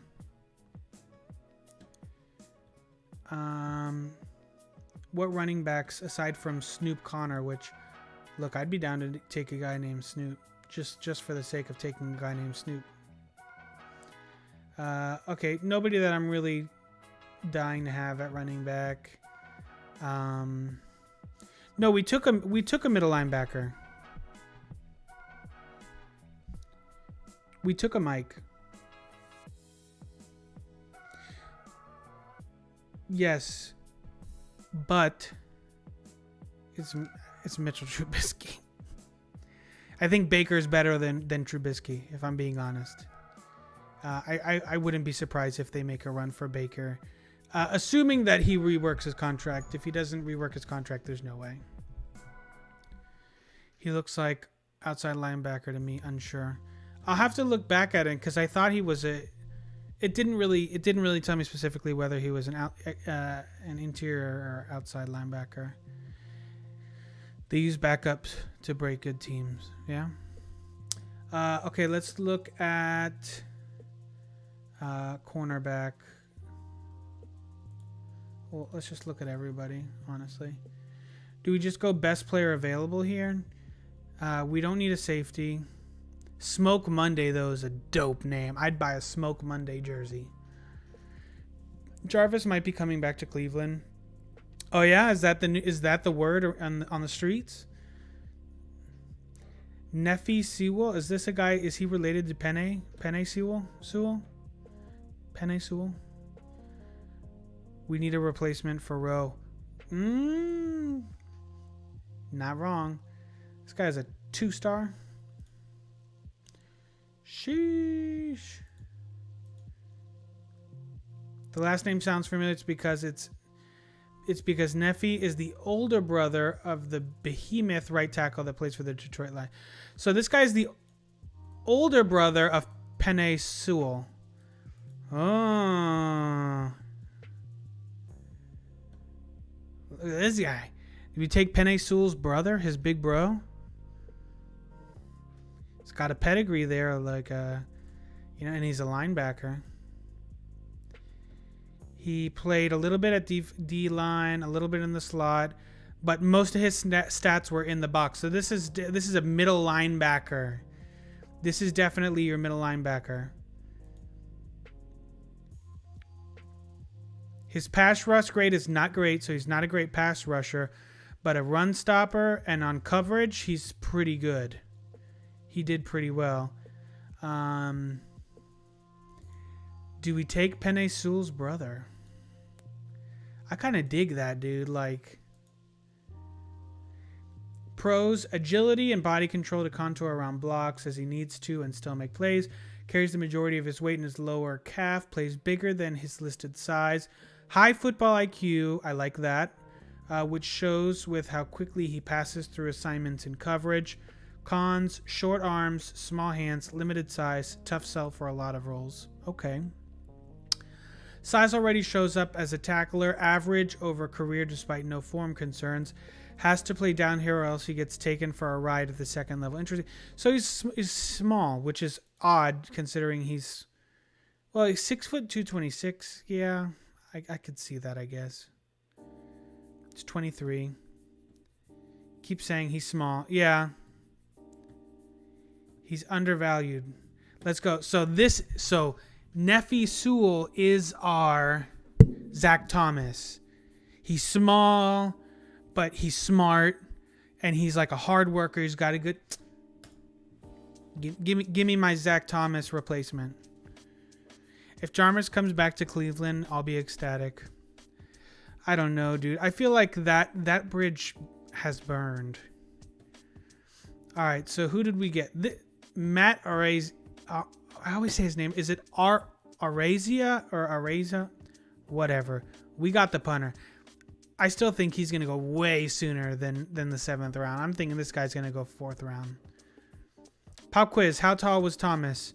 Zach Thomas was 5'11" or 5'10". He was small, no? Or am I wild?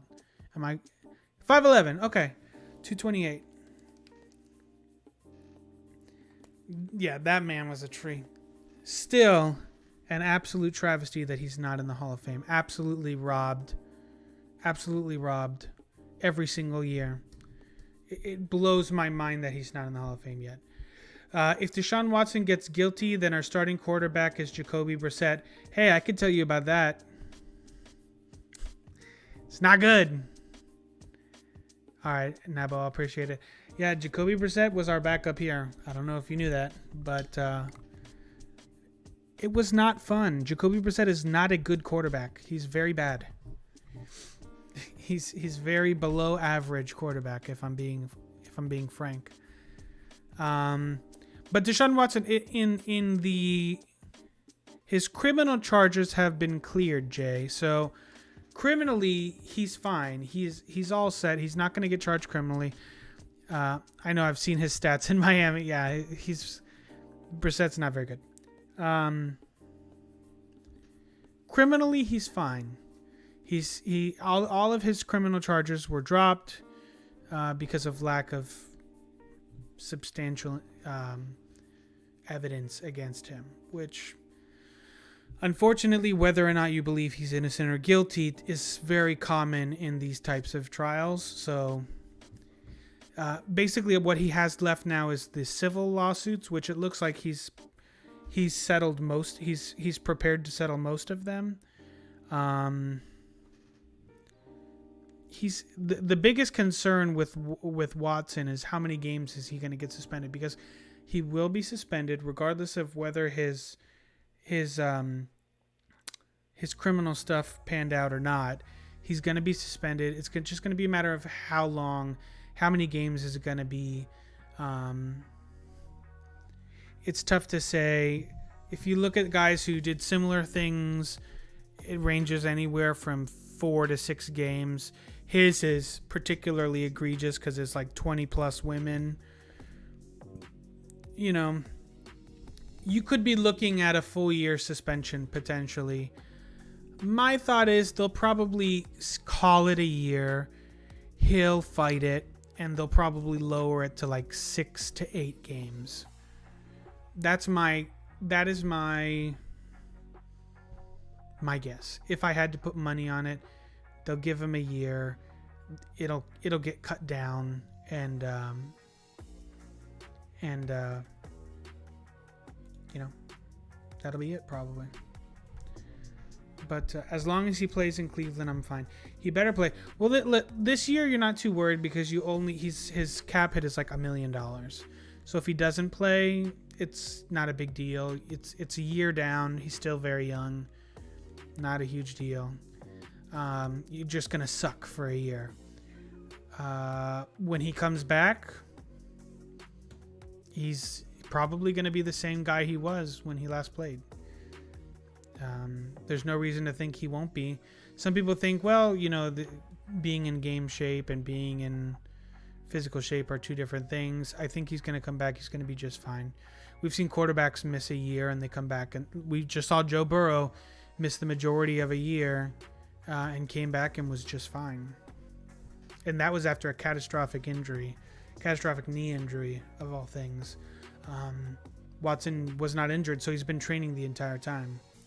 So it's not like he's coming off an injury where he's got to rehab and do all these other things. It's he's going to come in and be just fine. Joe Burrow is a good QB. Yeah, I think he's a great QB. It's funny you say that. I was going to see if we could pull up a tier list maker, and because I saw somebody was doing a QB tier list. And I kind of wanted to do that also. And then I'll probably maybe call it a night.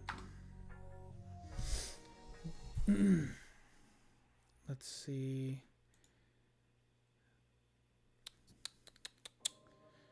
Sports.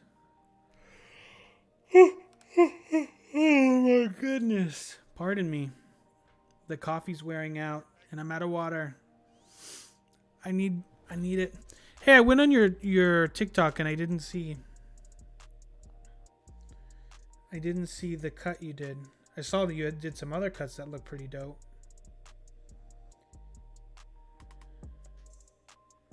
Let's see. Oh, I just saw it. Hey. Yo, that's dope. The Cameron Wake. Ooh, I love me some Cameron Wake. Let me see if I can pull it up on the... Let me see if I can pull it up on the computer. It is pretty... I mean, I just saw a little glimpse of it. It's pretty dope. Jay, are you on Discord? Because we've got a Discord... Let's see. All right, I just tagged it. I just posted it on Discord. Let me see if I can pull it up on the computer. If it even pulls up, because it was pretty dope.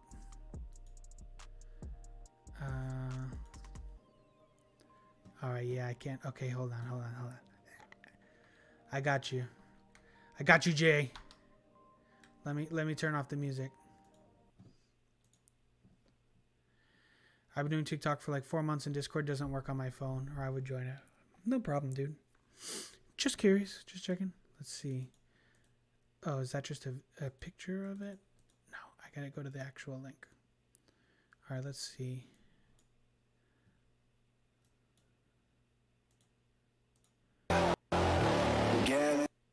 All right, I can see picture in picture. Why is it showing so small?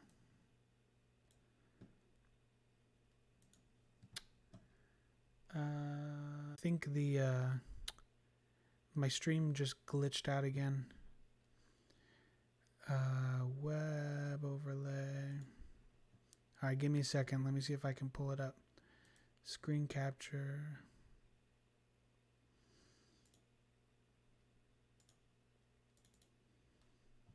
All right, let's see. Yeah, they're not full screen. Yeah, I was wondering. I was like, why is it showing so small? It's because. Oh yeah, there it is. Is it the full screen? From there to there. All right, I think I got it. Are you still there? I don't know why my stream keeps bugging out. Yeah, all right, cool. All right, here it is. Let's go. Stronger. This is how legends are made. Above it all, untouchable, a new animal. This is how legends are made. Ooh, you got him when he was in the Canadian Football League too.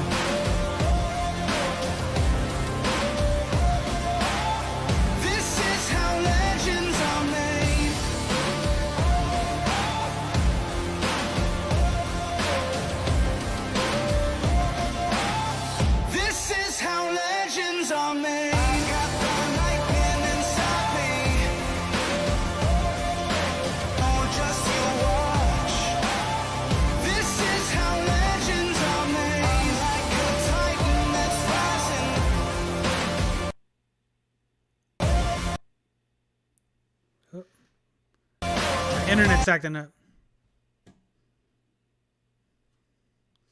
No. No. Come back. This is how.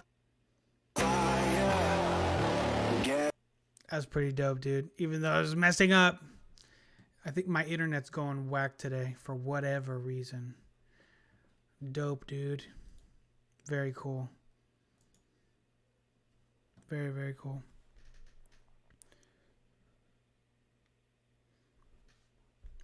All right. I think I'm going to wrap it up.